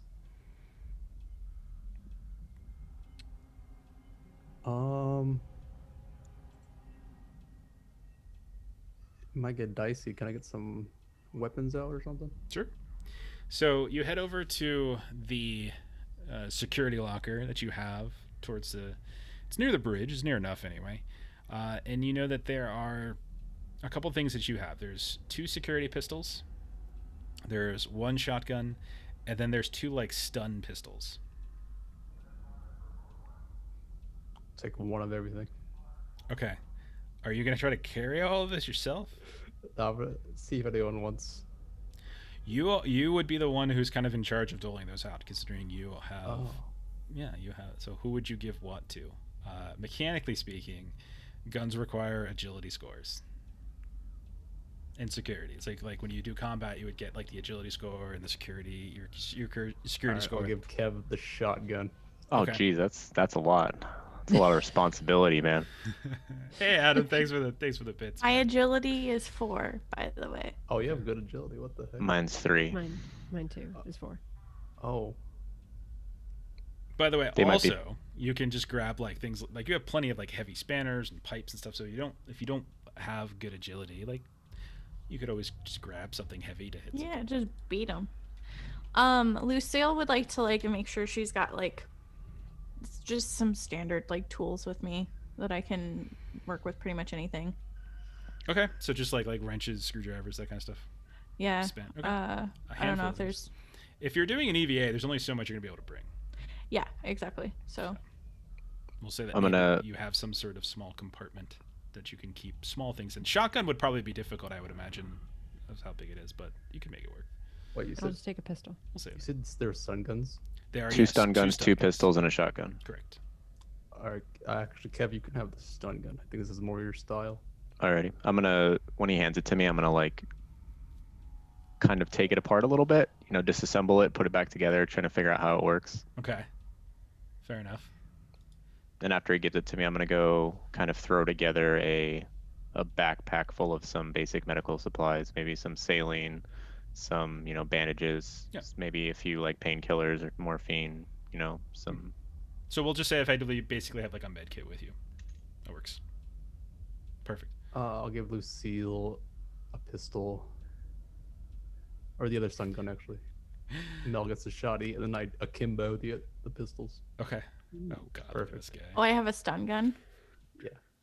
Okay. What's that TikTok? Never mind. Okay. So you all know that you're gonna have to go EVA, and we'll say this, Amalka, before you leave, the bridge. Go ahead and make a helm. Go ahead and make a we'll say is your education or your agility higher? I'm gonna give you every opportunity to pass. Agility. Say agility. So do me an agility helm test to see if you can like properly 11. position. Yeah, so you're able to kind of position the ships in such a way so that you can decrease the distance that you have to kind of make this spacewalk. So you just kind of parallel park kind of, or like just pull up alongside, make sure that your airlock that you're leaping out of is as close as possible to that its airlock. You're still going to have to go across in the empty black, but yeah. One attempt, by the way. One attempt. It is exactly where it needs to be. Okay. Just saying. So She's you, good at her job. so you all, so you all go ahead and get into the airlock, decompress, and pop out. And you are all out in the blackness of space, like a dozen light years from civilization. There's a skeletal orbiting refinery station near you. There's a dead planet below you. And there's this generations old ship that has emerged out of nowhere. And it's just dark and quiet. Everyone go ahead and roll a pressure roll. Lucille, I would like to say, begins to hum to everyone. I would do anything for love, just Okay. to fill the void of space. So what do I do with my roll because I've got the level? Nothing. You still do a pressure roll. Okay. So you remember you need a 10. Okay. Yeah, no. I was like, are big numbers good? Okay. I got a 6. All right. So it looks I rolled a 1. It looks like Lucille and Kev both passed, so you're good. Zayas and Amalka both raise your pressure level by 1. And Amalka, I now have a 2. because you have hit 2, go ahead and roll a d6. Let's see if you have a little episode. You do not have an episode. So basically the second step is you roll this d6, you see if it's equal to or under your, I think it's actually if it's under your pressure, your current pressure level, you have an episode. But you're okay. You're keeping it together. But it's still kind of a very tense floating across. Like Kev, you hear like this, like all of you like are communicating with each other. You hear Lucille singing. It's getting really annoying. Maybe you switch her off at a certain point. And it's just kind of quiet, which is also eerie.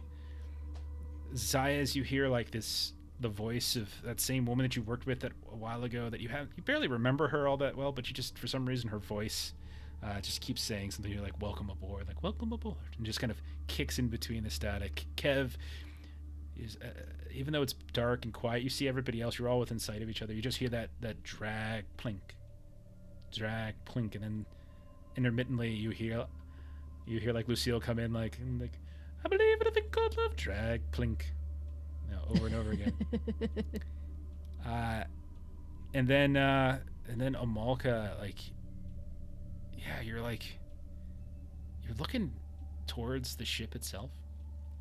You're kind of, you all kind of got a good angle, but you swear that you see somebody in a suit just standing like in the midst of some of those tall towers and buildings. They seem to be kind of just like looking in the same direction as you. They got their EVA suits dark covering. You're getting closer and closer, and you can see that they're kind of holding out their hand and waving. And then there's like this explosion as gas starts to emit into the atmosphere, or excuse me, it emits atmosphere, and you can see that this person just starts blown away up from it, and like they're attached to this cable, and you can see them just lifelessly just flopping around, kind of slamming against one of those towers. So she's going to turn to everybody and make sure, like, did everybody see that? We should go over that way. And she'll start trucking over. Kev, I mean, you see a cable. Like, yeah, there was like a small little decompression. I mean, for a ship of this age, it's probably standard. You just see kind of a cables come loose, that's all. Sure. We got to save the person that just got... You don't Amalka, there's no person. You're wrong. There's nothing here. And I'm gonna look at him and look back again. And do Amalka, I still see? I'm gonna sit Amalka down and start like checking her pupils. Wait, are we still floating in space, or did we get inside? You are floating in space. You're like Yeah. easy Okay. drifting across. Then I'm gonna kind of float in front of Amalka and like stare at her in Yeah. the face. You getting some space sickness, Okay. girl. Let's go. When I turn back, do I see the person floating still? Yeah, when he kind of shakes you and you look over and you just see like this cable and there's like this panel that's attached to it that's just floating there now at this point as it's come to rest, but you don't see any signs of anybody in a state, in a suit or anything like that. Amalka, are you Uh, experiencing any nausea? No. Oh, I thought there were going to be more questions. Okay. I was waiting for like a. So you eventually kind of reach the airlock itself. Lucille, you kind of slam down against the side of the ship where the airlock is. You feel this like intense burning and itching on your arm again, but there's nothing you can do about it now because you're in an EVA suit. But you take a look, and the airlock itself looks like you're looking for like the various pressurization controls on the outside. They're really like, this is archaic stuff. Like, this is confusing. It doesn't look anything like the types of airlocks that you're accustomed to. Who wants to try to make a roll here to use these things? Open it up. Shouldn't be a problem. Okay, Zayas, go ahead and roll an education. 6 is fine. Can we do assisting or no? Not really. I don't think this. Okay. Ooh, Yeah. he doesn't need any I'm help. self-assisted. Okay. Yeah, you managed to. Yeah, by your AI. It takes you a second, but yeah, you kind of pop through. Airlock opens. You see the same kind of strange controls on the inside for the inner airlock, but you're able to kind of get through them, and then the inner door opens up. You're getting some monitors on like your various suits are telling you that the atmosphere, as you look over, Kev, on like your little wrist pad that says Atmo registers as breathable, but it's thin. You can all tell that gravity is Earth norm. And when the second door opens up and you step inside, you can see that this kind of looks immediately kind of alien in a way. Like the walls are covered in this like kind of grotesque mold, and all the paneling on the walls along the corridor that you're in are rent and torn, almost bent out of shape. You see these small little particulates of something kind of drifting through the air, like big chunks of dust. You can see that strangely enough, it's almost disorienting standing here, even more so than being out in the black. The corridors, the rooms, they feel slightly warped, like they're just imperceptibly out of shape. There's a whole sickly yellow-green tint to basically the whole area, as it looks like mold has started to cover some of the lights. It only looks like there's emergency lights that are still lighting up, and it's kind of a dark place otherwise. But yeah, you've gotten onto the ship. What would you like to do? I'm definitely gonna leave my suit on. Okay. What about the rest of you?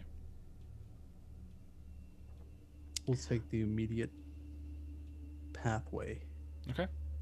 Are all of you keeping your suits on? Yes. Yeah. I will test it. Okay. Sure you So will. you, Zayas, you take the helmet off. You take a couple breaths. You can do it. It smells kind of funky in here. It's foul, kind of rotten, almost as if it's like a dumpster or something like that, or it smells like rot, but it's breathable. You notice that when you breathe in deeply, it's kind of hard to get that kind of a good deep breath. It feels kind of thin in here, but you're okay. I'll keep my helmet on. All right, a little thin, but you're okay. All right, it's almost like you're at really high elevation. Okay. What would you like to do? So you're just gonna kind of move forward. Yeah. Yeah. Let's go look around. Is there a Speed particular? walking. Yeah. So you start, and again, you're all in EVA suits, so your movement's a little bit bulkier, a little bit louder, as your boots are stomping against the various grates and panels of the floor. There's emergency lights that are the only things that are functional. You don't really hear any sound, especially Zayas. You're listening, and it kind of dawns on you that there's no sound. Like when you're on the Ragnarok, you can hear this like the constant background hum of your engines. It's like white noise that you've become accustomed to, and not having it now is actually really curious. There's very little vibrations. Like usually, again, on your ship, there's always those vibrations going through the various beams of your ship, but it feels very, very very quiet in that regard. You can see like bulked up on the floor, like there's these chunky parts of mold, fungus of some kind. It just looks nothing like any ship that you've ever been on.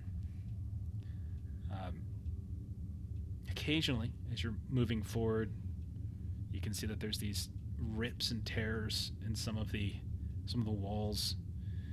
You also see those like signs of drawings or lettering, almost like an engine grease, that have dried against the walls themselves.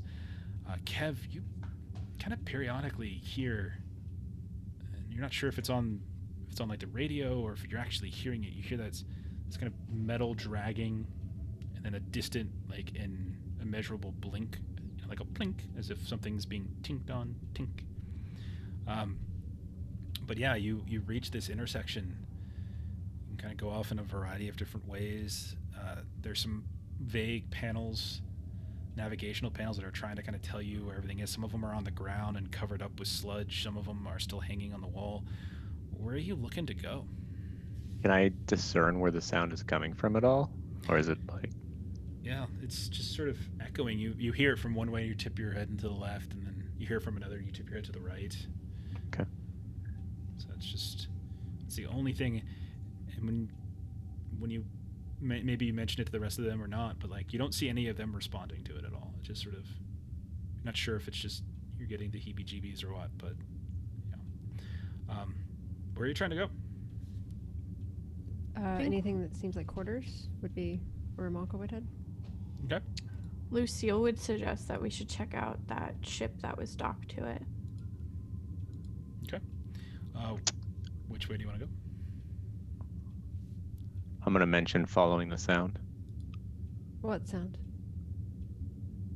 You guys don't hear anything. I'm going to kind of just take their responses. Maybe I'm just hearing things and not really follow it up further. Amalka's gonna go and look you in the eye and say, "Do you feel nauseous?" Since that's what you asked her and it seemed like a relevant question. Don't ask me things which you wouldn't know the answer to anyway. Fine. But the shuttle's a good idea. Okay. So, I'm going to ask for a navigation test. We'll say navigation and education would probably apply here. Malka.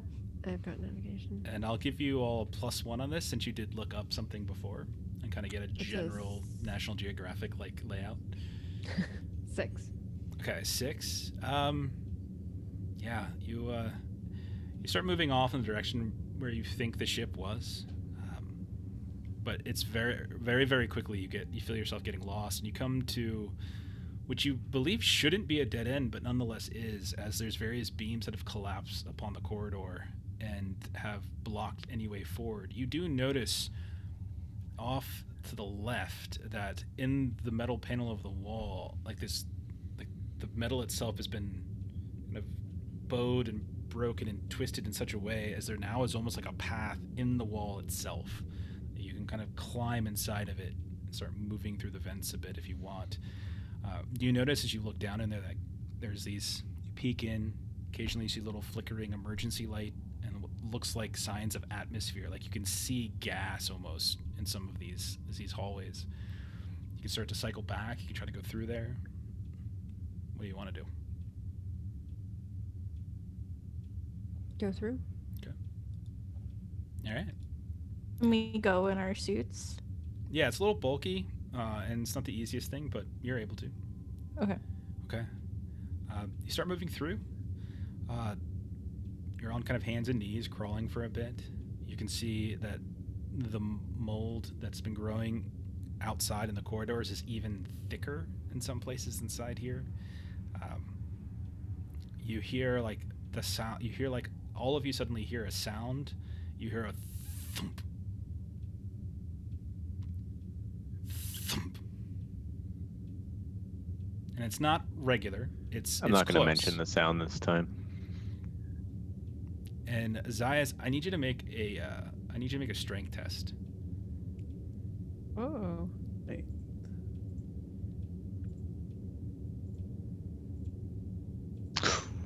Hey. Yeah.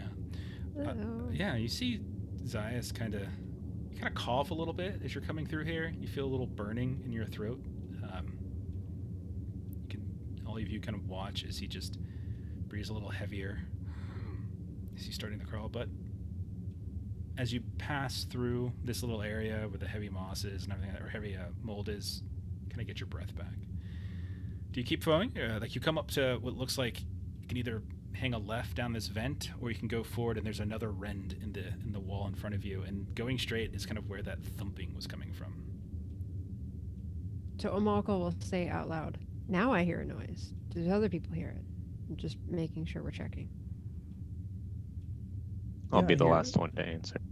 Is this what you were hearing earlier? Yeah, this was the sound. Trying to like cover up the fact that it wasn't the sound.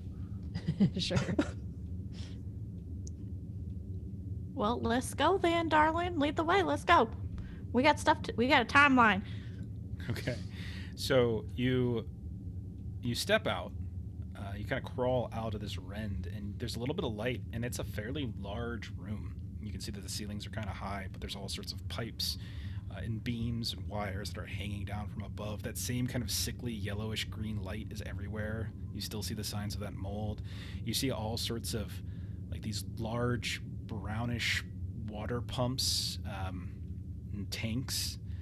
You can see that there's these different like hoses that are connecting some of those like thick, gross brownish water to relatively huge clear barrels that are kind of covered in dirt and grime and this yellow-green mold. You can also tell that there's like a bunch of different like recycling units. You can tell like these are just pretty standard.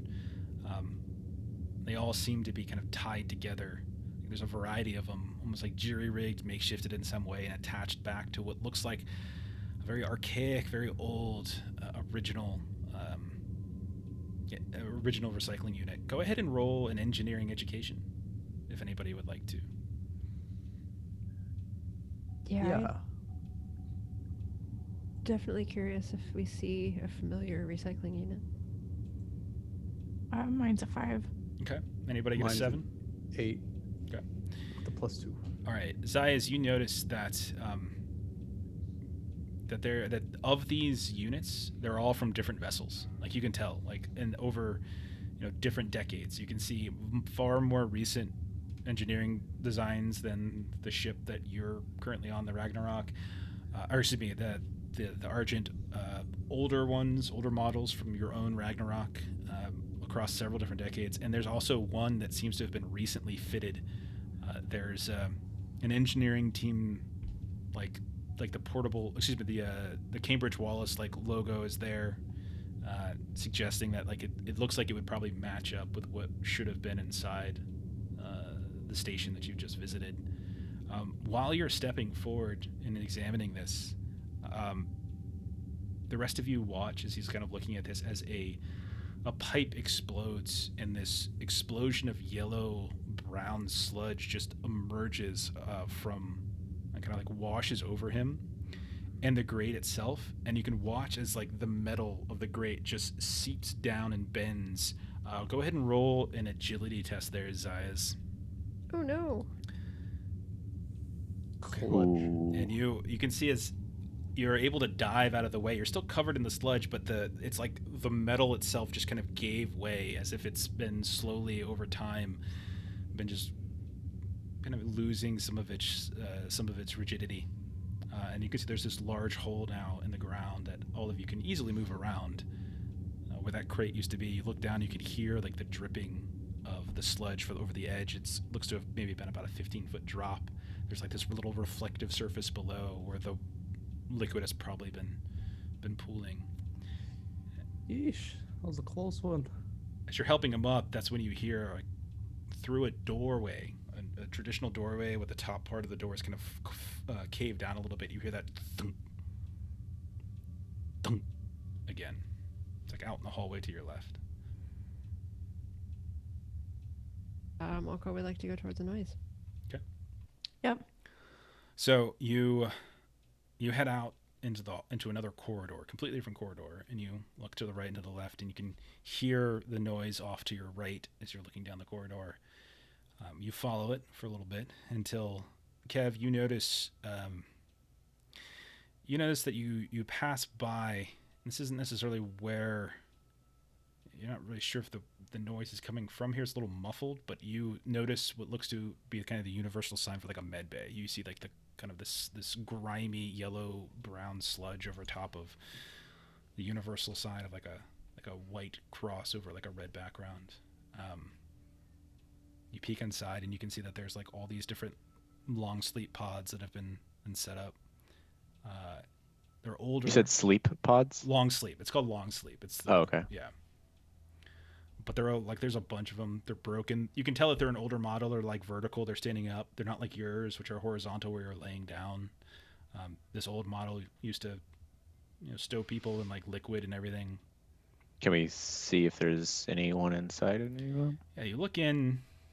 You don't see anybody. You do think that there is like an archway on the other side of the pods themselves that might lead elsewhere. Just gonna take a mosey about. Okay. So you go in, and you can see that in a lot of these pods, they're broken, and there are these wilting plants that are surrounded by like heat lamps.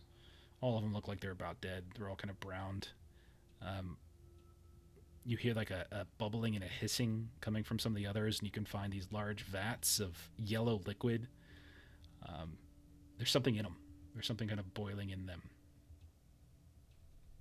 Is there any instruments nearby that I like tongs or a ladle or?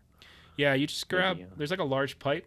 You pick it up. You kind of fish down into it, and when you pull up some stuff, you can see what looks like an arm, and then A severed arm? like Or is it reaching out? you start Or is it like growing? yeah, you start realizing this looks like a cloning vat used to regrow like missing limbs. It's old. Like this is definitely old design, but it's definitely there's like a whole pile of them. You start fishing them out. There's like this arm, there's a leg, mostly, and they seem to be growing in this vat. Oh my god, they've been eating them if there's people here. And that's when you hear thunk, thunk, and you look off to your right, and you can see that there's a doorway, and it's just a couple feet away, and the sound of that thunking gets loud again, and it looks like there's a couple countertops through that doorway, just maybe about 10, 15 feet away, and you hear the sounds of footsteps. Quickly move and kind of hide behind the doorway and ready my stun gun. Okay. You all watch as the movement comes from like out of sight of the doorway and then kind of crosses through the doorway. It doesn't come into your room, just kind of crosses past and goes up to one of those countertops. You can see this like tall, maybe 5'11", slender figure, kind of this pale gray, almost robes. And you can see that they're like lifting something in the air and then just slamming it down into the counter. And they just do that for a couple seconds, and then they put whatever they're slamming down the counter down, and they kind of scoop up some stuff, drop it into what looks like a bowl, pick up the bowl, and then they turn around and they start walking away, and you could hear the footsteps disappearing.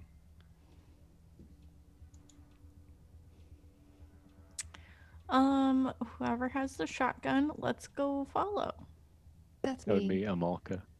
Okay. So you step through the doorway, and as you do, you notice that this is some kind of kitchen. It's like a makeshift kitchen. You see like these hastily thrown together tables, like pieces of wall panels and stuff that have been stacked on top of like old like equipment crates, basic utensils here and there. Looks like there's bones and such on the table. You would imagine that they were probably hacking things up here. What kinds of things? What do you mean? What kinds of bones? It definitely looks like there's some finger bones and some arm bones and some leg bones. They're mostly just the cartoony type dog bones milk bones, of all different sizes. ham bones.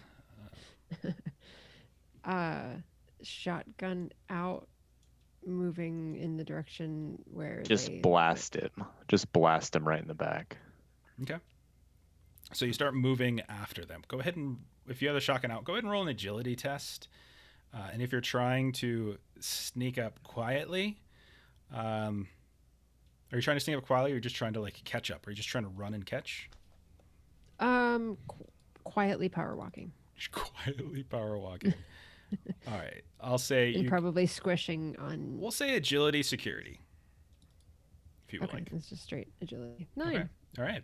So you get out in front, and you're moving, and you're a little bit behind because you guys kind of stopped to look at what you just saw, and they're traveling down another corridor off to the left, and you're hurrying behind, and you get a few feet behind them. You're probably a good 7-8 feet behind. You could pull the trigger on the shotgun if you wanted. They're coming up to what looks like a doorway, and another maybe 10 feet. You probably have about 4 seconds to the side. What do you want to do? 2, 3, 4. Shoot at the foot. You're gonna shoot. Okay. Go ahead and roll agility. Go ahead and roll agility plus We're shooting security. in a spaceship. Go ahead and roll your incredibly It's a loud shotgun. shotgun. Go ahead and roll your incredibly loud shotgun. I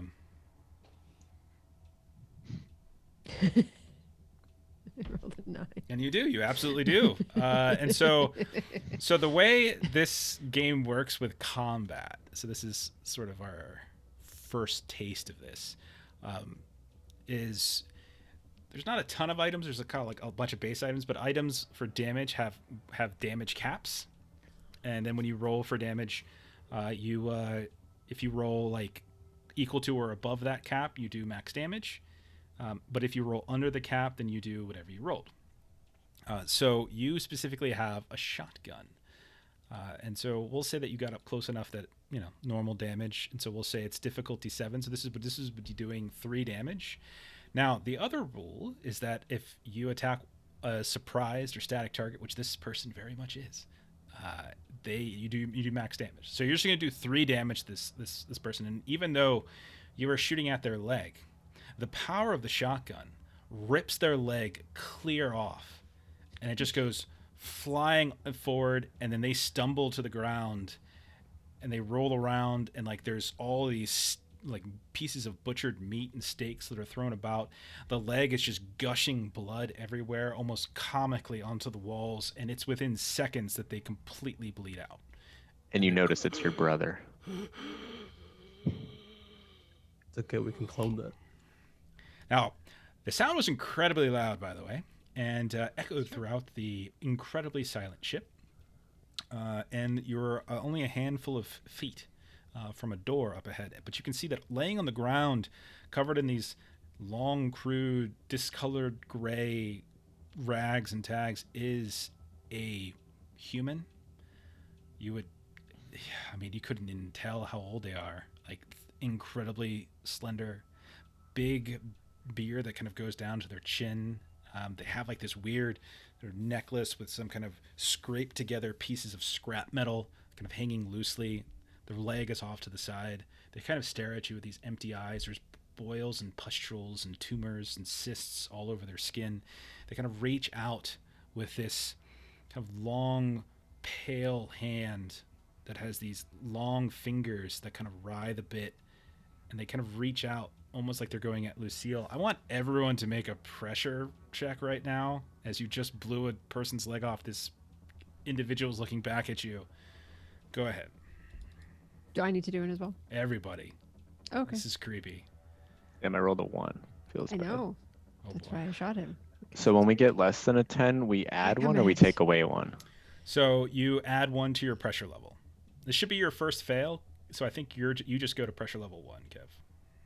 Right? I'm up to 3. Oh, the level. Yeah, the level not goes up. the bonus. Bonus doesn't Okay, change. okay. Okay. Makes more sense now. I was very confused. Amalka, go ahead and roll a d6 since you are at 3, pressure level 3. Okay. 6. You're fine. No episode. Has anybody else reached pressure level 2 or above? What do you Had my mean by first that? fail. Zai has. Is this the first time you failed a pressure roll? No, it's the Oh, second. it's my second one. Okay, so your pressure level should be 2. Right. Now go ahead and roll a d6. Hit that 1, baby. Oh, Hey, got it for you. Okay, So you roll a 1. Thank you. If we can illustrate how this works. Yeah, we can see an episode. When your pressure level reaches 2 or more, you got to roll to see if you suffer an episode. You roll a d6, and if you rolled less than your pressure level, which you did by rolling a 1, you have an episode. So the next thing I need you to do is I need you to hit that table. So that's where I showed you where the bullseye is on the bottom right. If you want to go ahead and click that button, and then you can roll on that table. It should be an episode table. All right. So you rolled a 2, which you will suffer because your actual stress level right now is 2. So go ahead and you're going to reduce your strength by 1 as you kind of dive down at the sounds of the echoing of the shot. It's like almost, it's surprising how loud it was. It was amazing how quiet it was, and then the sudden and immense burst of fire. Like you go diving to the ground, but because you have your helmet off, it just feels, it was harder for you to catch your breath, and you can already feel like you're kind of getting a little winded. So reduce your strength by 1. Now, as you're looking at this creature laying on the ground, pustules, cysts, you can tell it's human, just sickly and pale, like it's never seen sunlight. You hear something from the doorway. You hear, hello? Hello? Someone Hello? there? No, you heard nothing.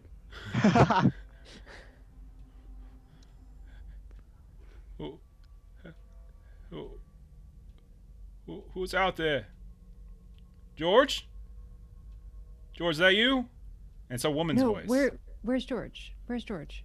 And this is all coming through a door up ahead. So you can hear like, Yeah, go towards the door. so you go inside and you can see that there's like this, there's like a container crate that's been hollowed out in like this makeshift cage of scrap metal. And there is a woman that is inside of this, what effectively is a cage. You can also see that there's a handful of like cots and stuff that have been scattered around. And as you're looking, you realize I think this is the bridge. There's this whole forward side of the room, fairly large room, but there's all sorts of panels of sheet metal that are like covering up a view screen, and you can see that there's these strange curtains. There's this weird effigy that's been built up on the table in the middle. There's a handful of other dinner plates and stuff, these crude dinner plates that have been affixed onto a table itself. And you see this woman who kind of got this curly, disheveled hair. Zayas, you immediately recognize her as a woman you worked with a long time ago. Just at some point, maybe you went to the same school or whatever, but this is Ella. And she looks at you all and says, oh God, please be real. Please be real. Please be real. Ella, is that you? She kind of looks over at you. Say, who are you? You baked me that pie once. Bakes you a pie. Oh, that's right. You that. She kind of like, I gotta be dreaming. And she's like pinching herself a bit. Like you guys are real, right? Like, right? That's real as we'll get. And so she's like, oh God. Oh, thank you. You gotta get me out of here. We gotta get out of here right now. Right now, that shotgun blast is they're gonna be coming. They're gonna be looking. Why are you in a cage, darling? There's the crew, the ship. They're crazy. They're just crazy. We gotta go. We gotta go. They're all in the engine room right now. They're putting like positive vibes or something on George. We gotta go before they get back. They're gonna be looking for what the hell just happened. Good vibes only. Oh God. Amalka will go over and see what she can do to. Yeah. Yeah, it's. Can I, before I head into that room, can I take a tissue sample from this person that was blasted? Oh yeah, because we really want to take that home with us. That's a great idea. You absolutely take a tissue sample. I'm gonna just use my scalpel and kind of scrape a little bit off into a little test tube and put it in my pack. Might as well get some of the wall fuzz, mold. Okay. Amalka, how would you go about trying to break the cage open?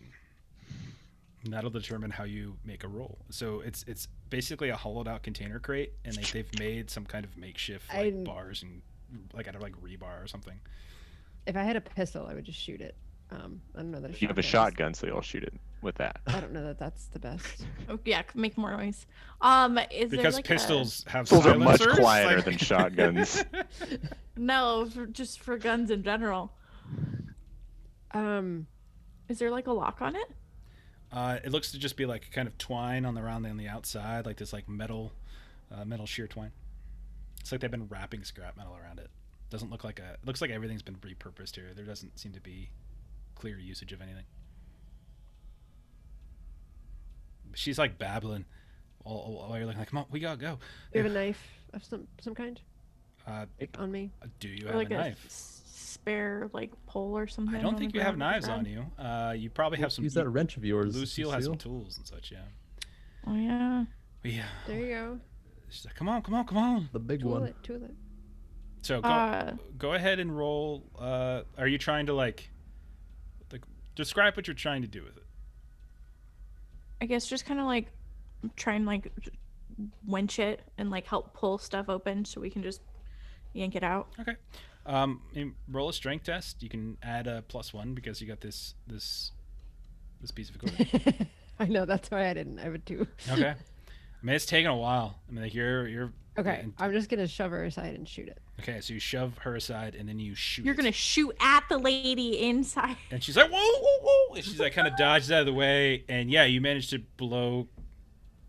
It's the second shot at the shotgun, and she's like, "Oh, you fucking crazy! Oh my god! Okay, we gotta go." I already made the noise, so let's show me where George is. Show me where my brother is. No, man, they took him to engineering. We gotta go. There's like tons Where is engineering? I haven't been there. They haven't brought me there. We gotta go. There's more of them than us, and they're crazy. We gotta go. Come on. He's already dead anyway. Let's go. And she's like moving towards the doorway and looking to get the hell out. And we. Is there another one of you? I'm gonna drop a sedative in my syringe. They already killed Williams. He's dead. Listen, we were finishing our work. Okay, we heard the airlock open on the station. We thought it was just a retrieval crew coming early. We thought it was strange they didn't call us, contact us, but you know, whatever. Don't look a gift horse in the mouth. And all of a sudden, there are these freaking people with their big old long beards, their white skin, and their tumors on their faces and such. And they were just like going through all their shit. And then Williams tried to stop them. And then one of them just hit him with a wrench right over his head, and he was just dead. And then they dragged him out, and they took me and George, and then they made us hook up the recycling unit. They freaking put Williams in the freaking recycling unit. He's that brown sludge and shit that's piling everywhere. And like she's like pointing to like her arm, which has got like bandages wrapped around it. They've been carving pieces out of me and cloning me and then feeding it back to me. Can we please go? And she's just like. And she's getting ready to leave, and she just moves into the corridor. It's at that point, we'll say Zaya's, you hear the sounds of like heavy footfalls coming in your direction. Let's go. We'll have to outmaneuver him. Is there a different way? Yeah, there's definitely 2 ways in. Like you guys are kind of at a like you can split and go in different tunnels and such. Yeah, but you can go away from it, sure. Did Amalka see anything? Because you said there were sort of like images of like the layout of the ship anywhere. Like, would I remember where engineering was? You can roll navigation to try to get there. Okay. Education plus navigation? We can say engineering, I'm sorry, navigation plus education. You're right. Yeah, that's fine. Okay. So that'll be a +1. That's an 8. Okay. Yeah, I mean, since you know where the bridge is and use that kind of as a starting point, yeah, you can probably work your way there, right? Okay. Like nobody needs to follow me, but I'm definitely going to engineering to find George. So Amalka, you step out of the bridge, you hang a right, and you just start running. Now, fortunately, the way that you're going, you're not sure if the footsteps are coming that way, but you kind of hear it, and you also hear kind of like this periodic, loud kind of screech. All of you, what are you doing? We are in a very tense moment. Decisions need to be made quickly. The woman's like looking at Amalka run away. What is she? She's going right at him. What do you all want to do? Fuck. Nah, Lucille had that dream. She's ready to yeet out of here. We'll go ahead and hurry out of here. Okay, so you're gonna leave Way Amalka. back, best possible. Okay. Kev, what are you doing? I'm gonna go with Amalka. Okay, so we split the party. That always Did makes this you easy. shoot her with the sedative? Okay. No. So I'm letting her anxiety-driven madness go with the rest of the crew. I'm gonna stick with you. all right, so Kev and Thanks. Amalka, you start going off in the different directions. Zayas, Lucille. Um, okay. Kevin and Amalka, go ahead and roll like a, kind of an agility test here. We'll say agility, security, maybe. See if you could kind of stealth as best you can. Okay.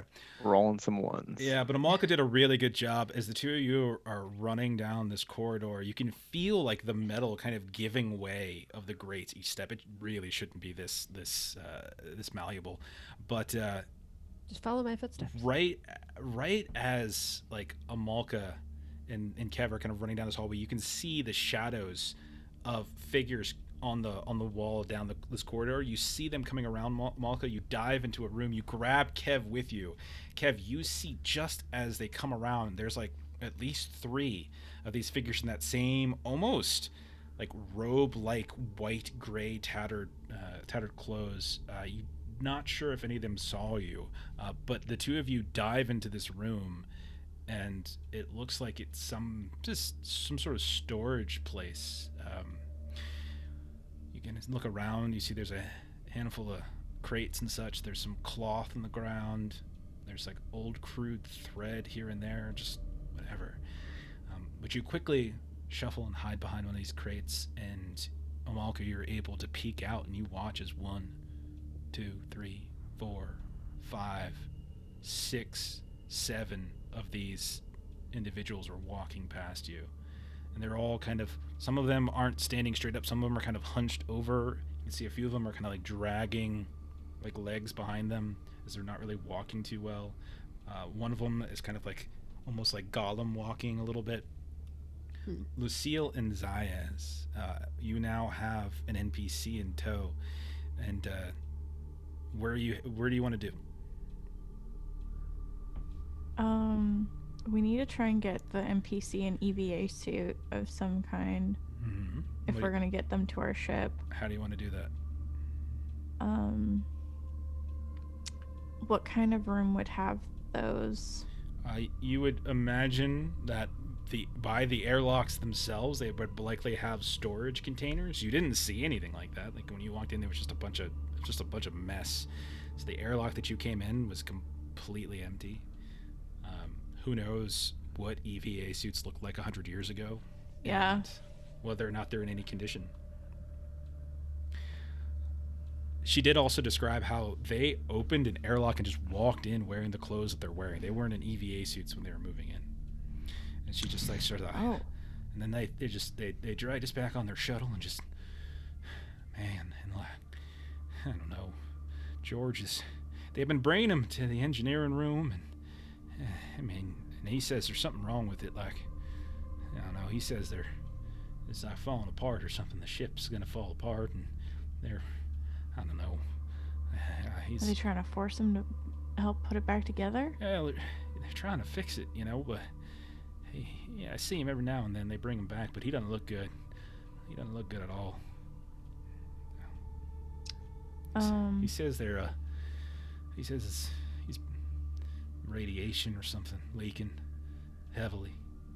And I could tell he's sick by it, And so I'd imagine you guys are having this conversation while you're working your way back. Yeah. Which you're able to do. At a certain point, though, as you're working your way back through kind of the torn walls, bypassing it again, you're on your hands and knees, you come out one of the torn walls and you look off to your right in the direction of this like little T section, the first T section you came to, where you had to kind of make a decision. You can see that there's 3 figures crouched down on the ground, these tiny figures, and they're wearing the same kind of clothes, like those like stringy, like gray black hair. You can see one of them kind of like gets up, they're on like their knees are kind of against the ground, and they're just wiping and smearing something on the wall. They got kids here and everything too, but they're all deformed, like they're like little monsters and things. And you can see that there's like these 3. You don't even know what you want to call them, but they look like kids, small, but deformed, like, and there's like this strange hum that they're all like, say, that's the vibes thing they're doing. I don't know. They just like hum and stuff. They don't even talk to one another. They don't even have language no more. You know, they just kind of like close their eyes and like they hum like they're like that's gonna do something. That's what George says. They just kind of interlock their arms and kind of just watch him and hum while he's turning a spanner or I don't know, messing with a console or something. I don't think they know how to run their own damn ship. Probably not if it's been 100 years and they're having babies.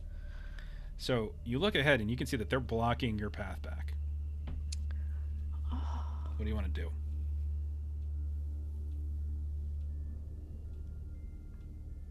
You said this is the intersection of T, right? Yeah, it's a T intersection. You're like, so if you imagine it like a T, you're like off over here, and you know that you need to go to the intersection and then down the stem of the T, back to the get to the place you came in, towards the airlock which you came from. And they're at the intersection. They're at the intersection. Nice. Yep. I'll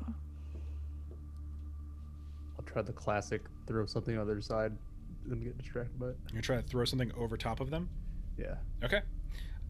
Roll an agility test and tell me what you're throwing.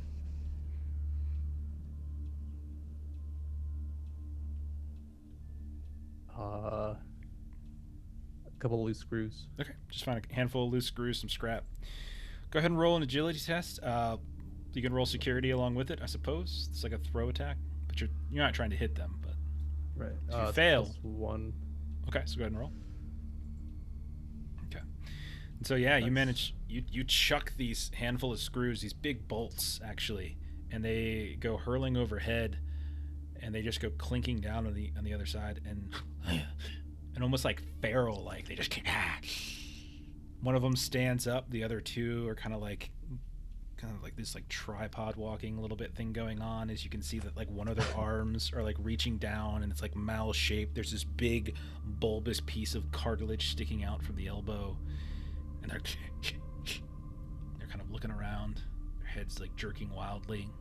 You see they have like these weird malformations on their face. Their shoulders are kind of taut, but they've cleared the intersection.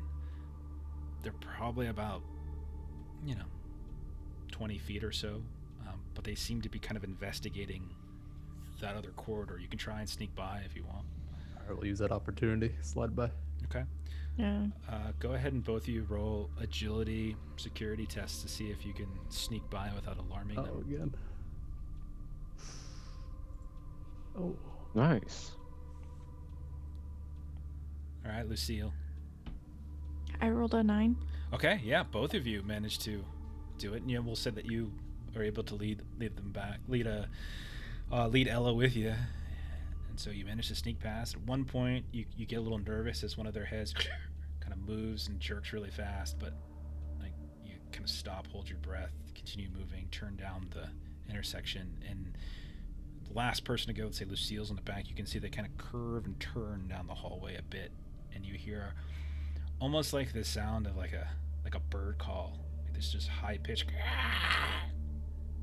and you reach back to the airlock and you go fumbling around and you find what was probably a storage closet, and you can see it's got like a hanging rack and little compartments where suits would be. Find a couple helmets, but they're bashed to all hell. You don't even see the cloth of the EVA suits anymore. There's nothing here.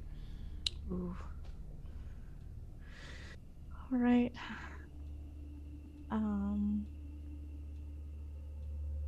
Where else might things be? Like the engineering room? I mean, not in engineering. That wouldn't make any sense. Engineering's nowhere near the exterior of the ship, so. So it would only, are there other possible airlock areas? You know that there was only one functional airlock. There was the umbilical where the shuttle was attached, which you got lost trying to find, and then there was this airlock. This is the way you came in. You know that your ship has extra EVA suits. Oh, so like one of us could go back to the ship and then come back with an Conceivably. extra EVA.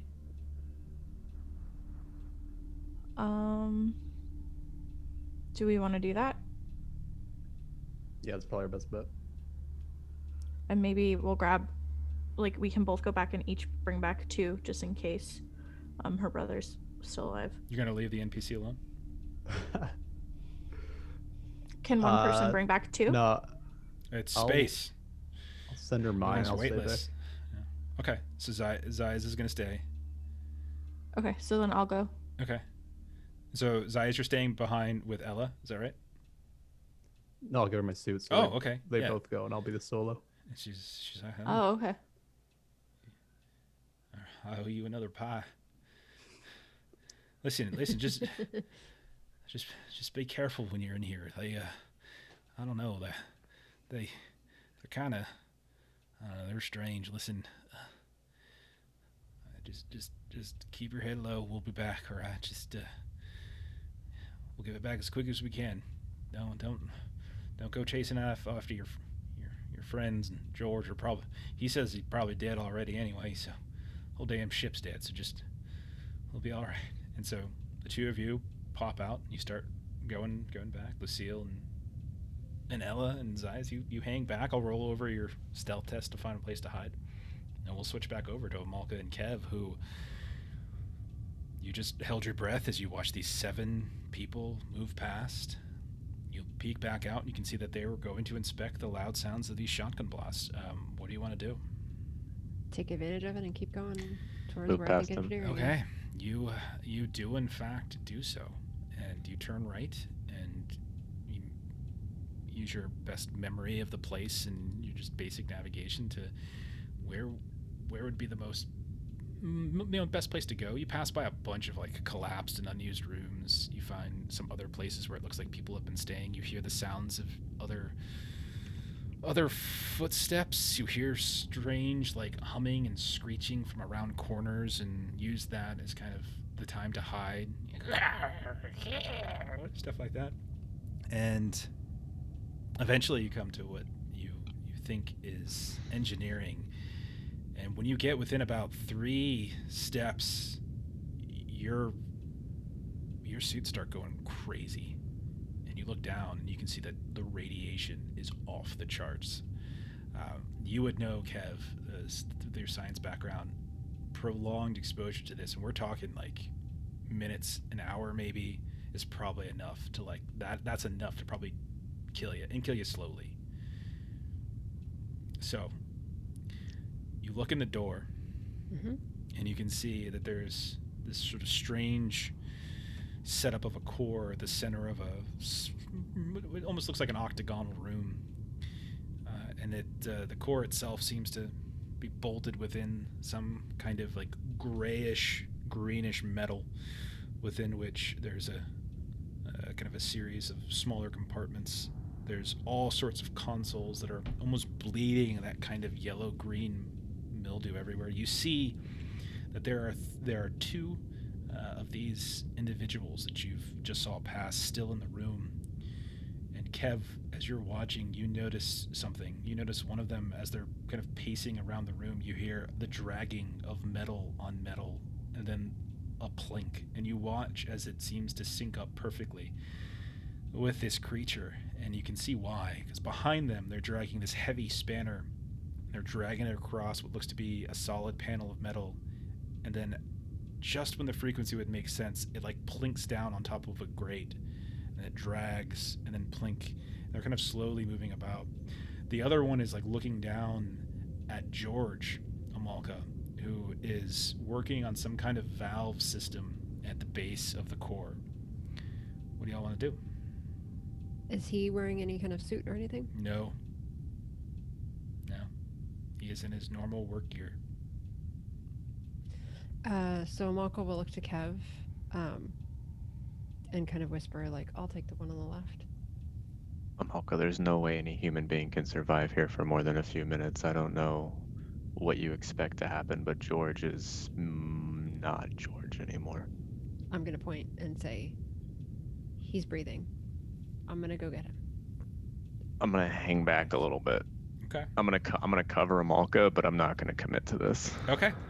All right. So Amalka, because I'm rolling over that kind of stealthy test, I'm gonna say they don't see you. You see 2 of them. One of them is moving and dragging that spanner. The other one is just sort of got their back to you, kind of looking down. I'll shoot that one that Yeah. doesn't have something in their You hand. hear this subtle hum coming from their mouths. All right, go ahead and roll your agility security. All right. It's an 8. Okay, and that is enough. As this is your shotgun again. Yep. Okay. So I was gonna 5 keep. ammo left. So I was gonna keep that at 7 again. And so yeah, you take the shotgun, and they just explode outwards, and their arms kind of fly wide, and they just go stumbling down these stairs towards the base of the core where your brother is.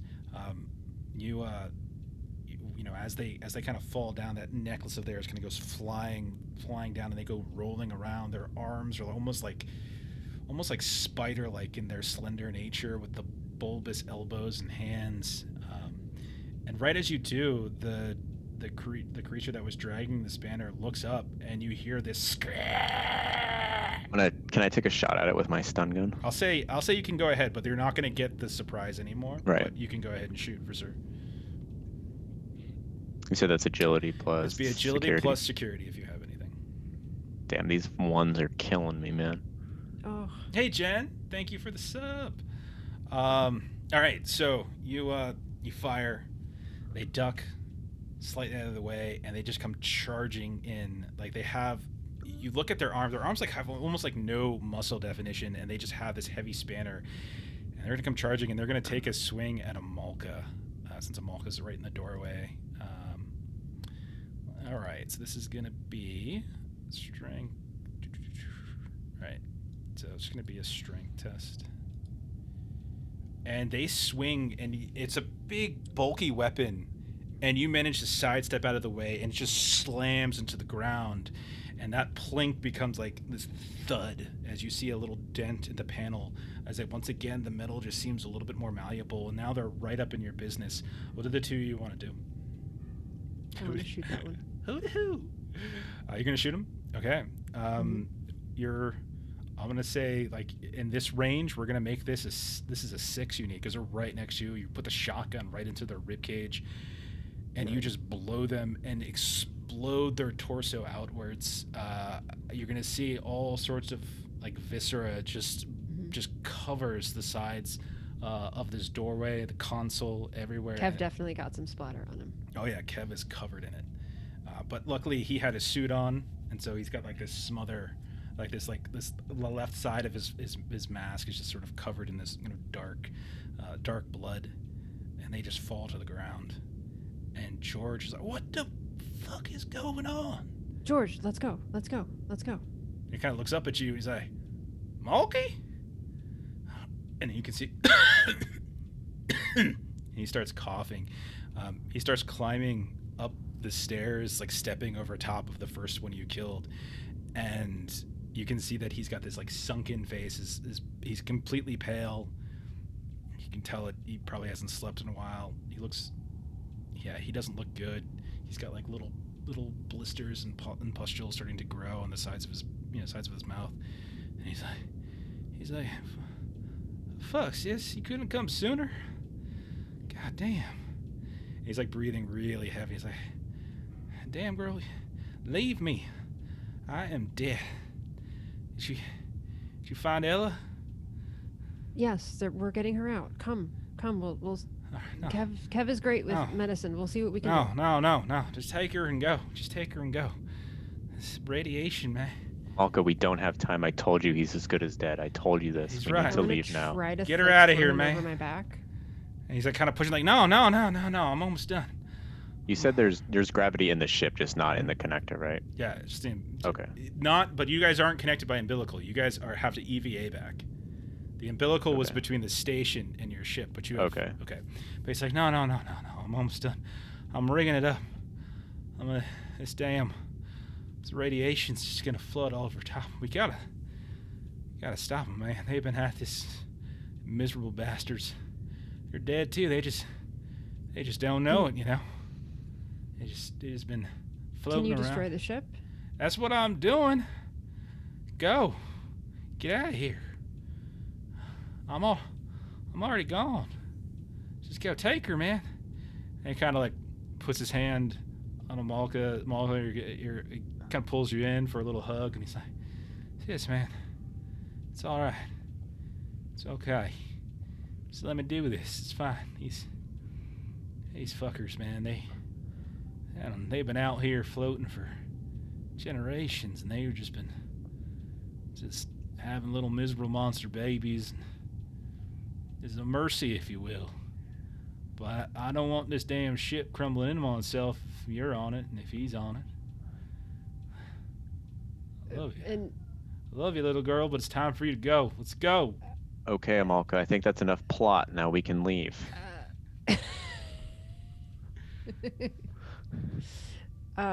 So she'll give him a big hug. Okay. And as long as you can destroy it, you gotta destroy it. I got to flooding the damn ship. Open up the bafflers. I'm going to overload the engines. Just get the Well, hell out of here. Stop talking to me and go do it then. And he's Then like, she'll kind of. "Ah, the girl." And he kind of turns around and steps back over and starts going back down into the hold. Then we start running in slow motion as, it says 5 minutes until ship destruction. All that good stuff. Okay. So you start making your way back. You're in a different part of the ship. Roll a navigation again. See if you can make it back. Can I try to do something to the door? Like, 'cause there was a door into engineering. Like, can I try to do something to like jack that up so if somebody else tried to come in here, just buy a little extra time? Engineering test. You can add your education, I suppose. All right. Try to be I don't smart have about that, but I got a 9. Yeah, you managed to get Education. into the panel really fast, and it's old. The wires aren't, it's getting power. It's just like a lot of the wires, and you just quickly fuse them together, and it ain't gonna open back up, but it closes for damn sure. And so you close it up. You hear the sounds of footsteps coming from the way you came, so you got to find a different way out. Kev, why don't you roll this one since she was busy and you're looking for another way out? So we'll say navigation, education, and I'll give you the +1 because you all managed to find some semblance of a blueprint of the ship beforehand. It's not coming through. Is it? I clicked education. Let's see. Let me. I'll go ahead and bring it up for you. Let's do. Doesn't usually lag. There you go. 7 plus the 1 is an 8, so that's a success. And Yay. yeah, I mean it's a couple minutes, but it's a little circuitous, and you have to cut through a lot of these walls that have like the panels ripped away, and you go through some of these weird shots of gas and such. But eventually, Oh, hey, you rolled the same thing. Oh Jesus! They're all rolled just a coming through lot of now. things. Sorry. Okay, that's fine. Your first roll came out as a 7, so it was good. So you do manage to make it back. Zayas, you're there. You hear footsteps, and you hear the airlock open, like the inner airlock open. You peek out, and you can see Amalka and Kev are at the door. Amalka and Kev, you look back, and there's Zayas without a suit on. Oh God, you're alive. Yeah, we need to get off of the ship. George is destroying the ship, and why are you standing there? Yeah, I don't have my suit. Yes, why? I said it with Ella. Her and Lucille making it back to the ship. And so I'm just gonna turn around and just have my shotgun and my 4 final Okay. bullets at the ready. So you're waiting for Lucille to get back, or are you going, Kev? How long did it take for us to get here? I mean, it's an EVA from ship to ship.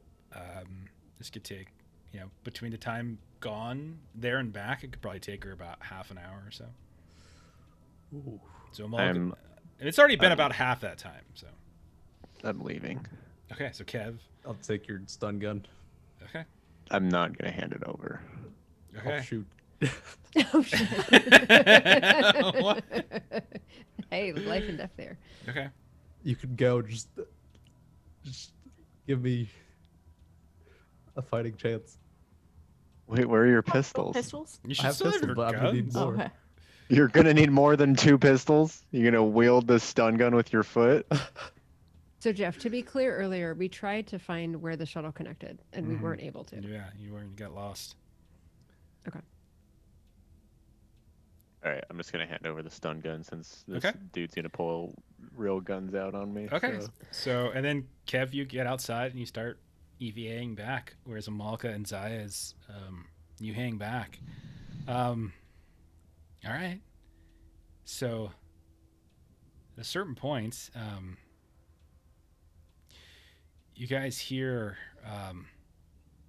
Amalka and Zayas. You hear kind of the sounds of sort of footsteps and such, and they're kind of closing in. Lucille, you've got two. So you made it back to the ship, no problem. Ella is kind of stripping down out of the suit. You got the onboard androids contacting you. You grab two suits. Mm-hmm. Okay, and then you hop back out. I want you to go ahead, and since you're carrying two suits, this is gonna be a little bit more difficult for you. It's not just like a. So we're gonna make this an 8 that you're gonna need, and so we're gonna make this navigation and agility.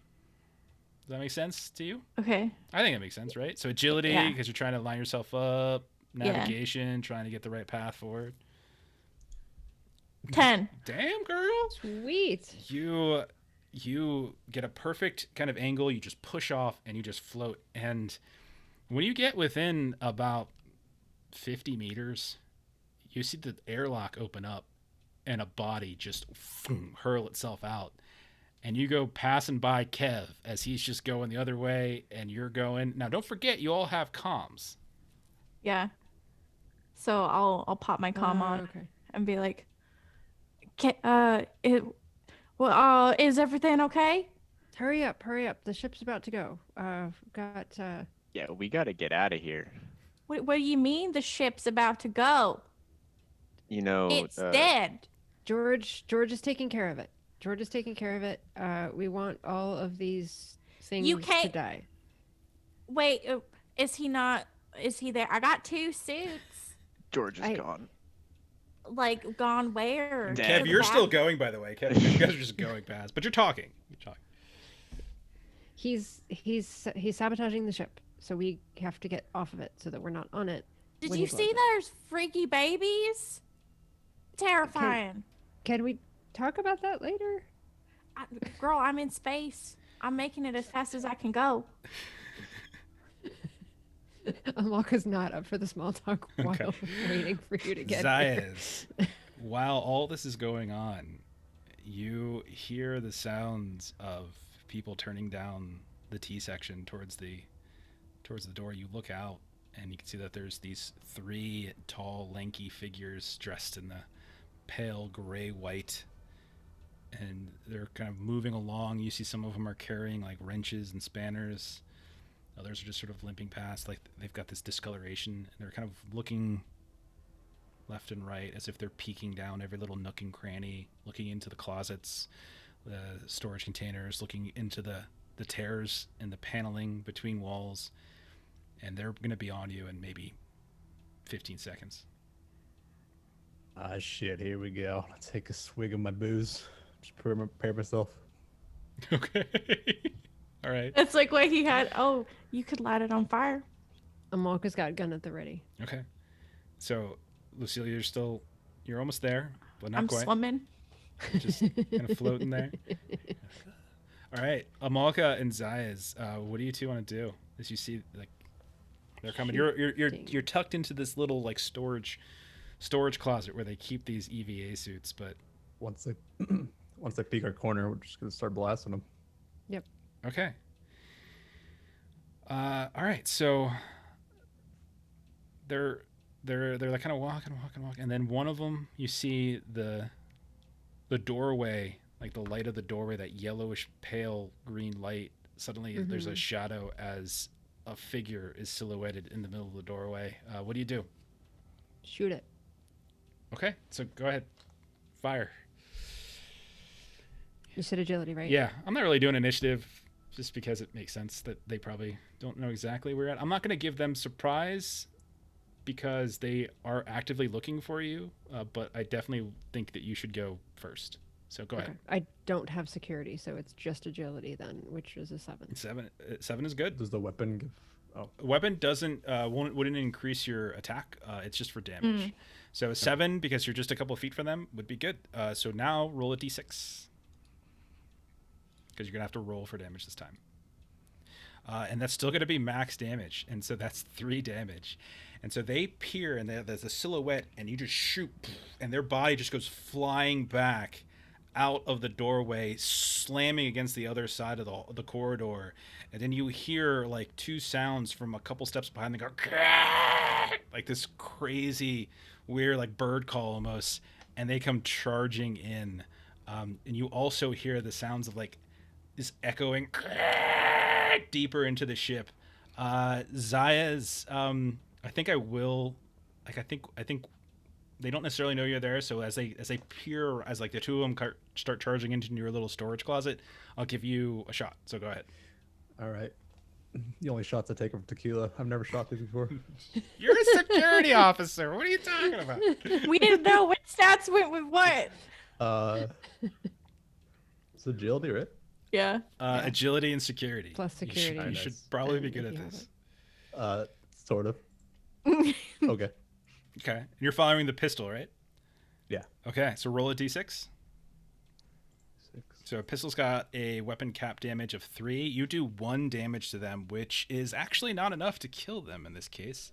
And so you can see like this big explosion on one of their shoulders as like the pieces of bone and kind of viscera just fly off. But they charge in nonetheless, and each one of them are going to take a kind of a swing at each of you. So we'll go. They're each just going to swing some sort of bulky pipe at you. 1 each. So first one will go against Amalka. Okay.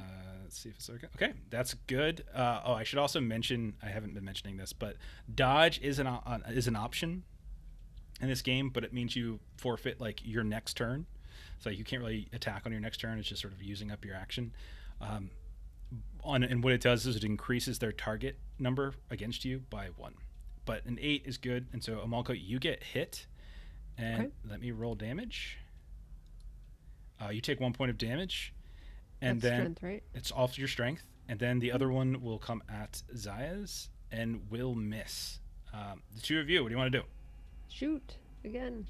Turn fire. Okay. Yep. All right, go ahead. Both of you roll your attacks. 9.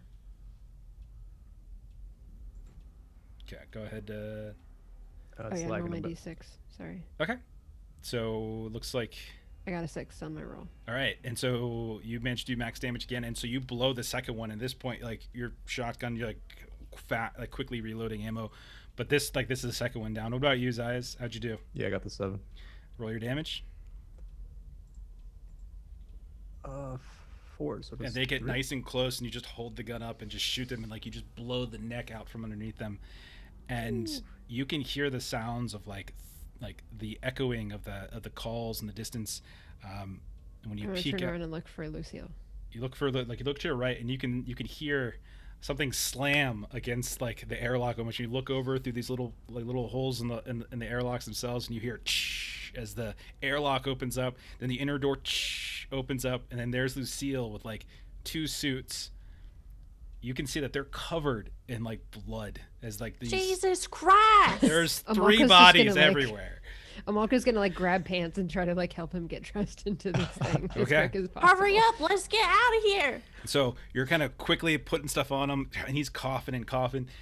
You get back into the airlock right as you can see another like 5 or 6 of them just steer around. Some of them are on the ground, like moving, like they're almost like feral, like. And you get into the airlock. You punch open the next airlock, the outer airlock, and you just start EVAing across. And you look back, and it doesn't seem like they are following you, obviously, because they have no EVA suits themselves. A couple minutes later, you make it onto the ship back on the Ragnarok. You look around, you can see Kev's there, Malker, Lucille, Zayas. You got Ella, and do you linger to go get the equipment? If this thing's gonna explode with radiation. Do I know that? Did you guys tell me that? Amalka, We're gonna assume you you know that did. he said he wanted to overload the engines. So you imagine it's possible that at some point something could ignite. You don't know when. It wasn't like a specific countdown. I don't know. I think we would still be okay. Do you I'm want trying to? Do you to want go to? back to the Do you want to go back to the station, or do you want to just get the hell out of here? How much is Station. left on the station? Probably about an hour's worth of moving. Maybe we fly away far enough, wait for it to do its thing, and then if the station is still there, then we can go back. Okay. And if not, then Yeah, it is that what an it option? Sure. I mean, who knows what condition the station will be in if it explodes next to it. That's true. Hopefully it explodes But then on we'll- the other side of the planet. We'll take a picture after the explosion and be like, man, we weren't able to get stuff. Yeah, that usually convinces corporate higher-ups. So, what's the call? Safe distance or get more money? What's the vote? Leave. Yeah, we gotta get out of here. It's 2 for leave. Lucille? 3 for leave. Okay. 3 for leave. All right. So it's... Lucille, you got to make the final decision. You're outvoted. No, we're going. Your android frequently reminds you that you have not completed your mission, but you kind of ignore him, and he says, "Duly noted." So you kind of start flying off, and you don't see anything, but you get various readouts from your scanners that there was some kind of like the crumpling of bulkheads, and not an explosion so much as an implosion. Sounds like there was some kind of wave of radiation that kind of washed over the station itself, and you would gather that probably going back might be fairly dangerous. You're not sure of the stability anymore because the power readings that you were getting from the station are no longer coming through on your scanners, so you think that it's kind of lost power. Don't know the condition, but you chalk it up, you make a note, you put in your logs as best you can, trying to explain yourselves. You did manage to get one of the crew members that you were supposed to recover. 2 of them are dead, but you have evidence of their death. So one by one, all of you start getting loaded back into your long sleep chambers, along with Ella. And every time, like, one of you gets laid down, the android's like, "And have a good night. I will see you when we return to station." You start hearing the gravity drum starting to hum up and get ready to go, and drift off, and slowly, like, camera kind of starts drifting over like the once again silent ship. Other than that hum, as a lone android kind of wanders around, kind of shifting from quiet room to quiet room, the lights kind of flickering off, going out to kind of conserve power, and the camera kind of does like this whole pan around until it comes right back to the long sleep chamber. And one by one, like it started, it just sweeps over individual pods where you're all sleeping and dreaming, twitching. A few of you are got these slight coughs that kind of just almost instinctively come while you're sleeping. This small yellow-green gas kind of drifts out of the mouth of Zayas as he's trying to sleep. You see that next to Lucille's pod, there's a yellow light that kind of appears on the monitor. This warning: unknown element in chamber, as it reads, and then What? the next monitor reads the same thing, and then the next monitor, and all 5 of the monitors of the living humans that have boarded into these long sleep chambers. And when the camera comes down over top of Lucille's, like, you can see that the android is kind of standing there looking down, and there's this like terrible red rash that started to grow up Lucille's arm that's present on like the neck of Zayas, on the cheek of Amalka, even like on the eyebrow of Kev, where something seems to be growing and irritating the skin. And that's where we'll go ahead and shut this story down. Oh, Yeah. I stayed in my suit the whole time. No! You absolutely did. You totally did. But And washed your hands very thoroughly too. okay. So that is it for the Argent 3 report, which is again from Those Dark Places, little book here. Let me go ahead and Nice. drop a little link once more. So what do y'all think? Quick That thoughts? was fun. So cool. Awesome. Yeah, it's so easy to, Yeah. get a character going, put stats together, and play super quick. Yeah. I can't believe you hung around this long. Is it like 4 o'clock in the morning for you? Like, Thank you for hanging out. Hopefully we didn't bungle it too much. Put a little couple tweaks on it. So, but otherwise, most of that adventure is pretty much how it works. You gotta get a nap in or something. We definitely appreciate you hanging out with us. We love your game. Your game is great. Yeah. You all should go buy this. I think the book is like, if it's like $25 US, a bunch of different places. Amazon even has it. And then like I put the Osprey link as well. I think Drive Through RPG has the PDF, which I think is like $15-17, something like that. So there's a bunch of different options for you to get it now. It's super easy to play. If you like Alien, if you like Outland, if you like Event Horizon, if you like Dead Space, the video game, like this is totally the game to get. And it's super easy to do pretty much anything you want with it. So, Woda, I can't wait for you to get it. I hope you're going to like it. I know you're going to like it. All right, I guess that's it. So we, let's see, what are we doing tomorrow on this channel at like, what time are we doing this? Like 5, I think. We're playing Central. some Mutineer Zeros. You can come check that out. On Monday over on the Free League Publishing channel, you can catch us playing Vaesen. Next week, I think we're going to give Best Left Buried another run. And then I'm already working on an idea for what I want to do next for those dark places. So ton of fun. Have a good night, everybody. Thanks for hanging out. Thanks for the subs. Thanks for the nice conversation, and just thanks for watching. And we're going to go ahead and put it on the end screen. I'll raid another place for us. We got some friends that are streaming, so if you want to hang out. But bye-bye. See you. Bye. Bye.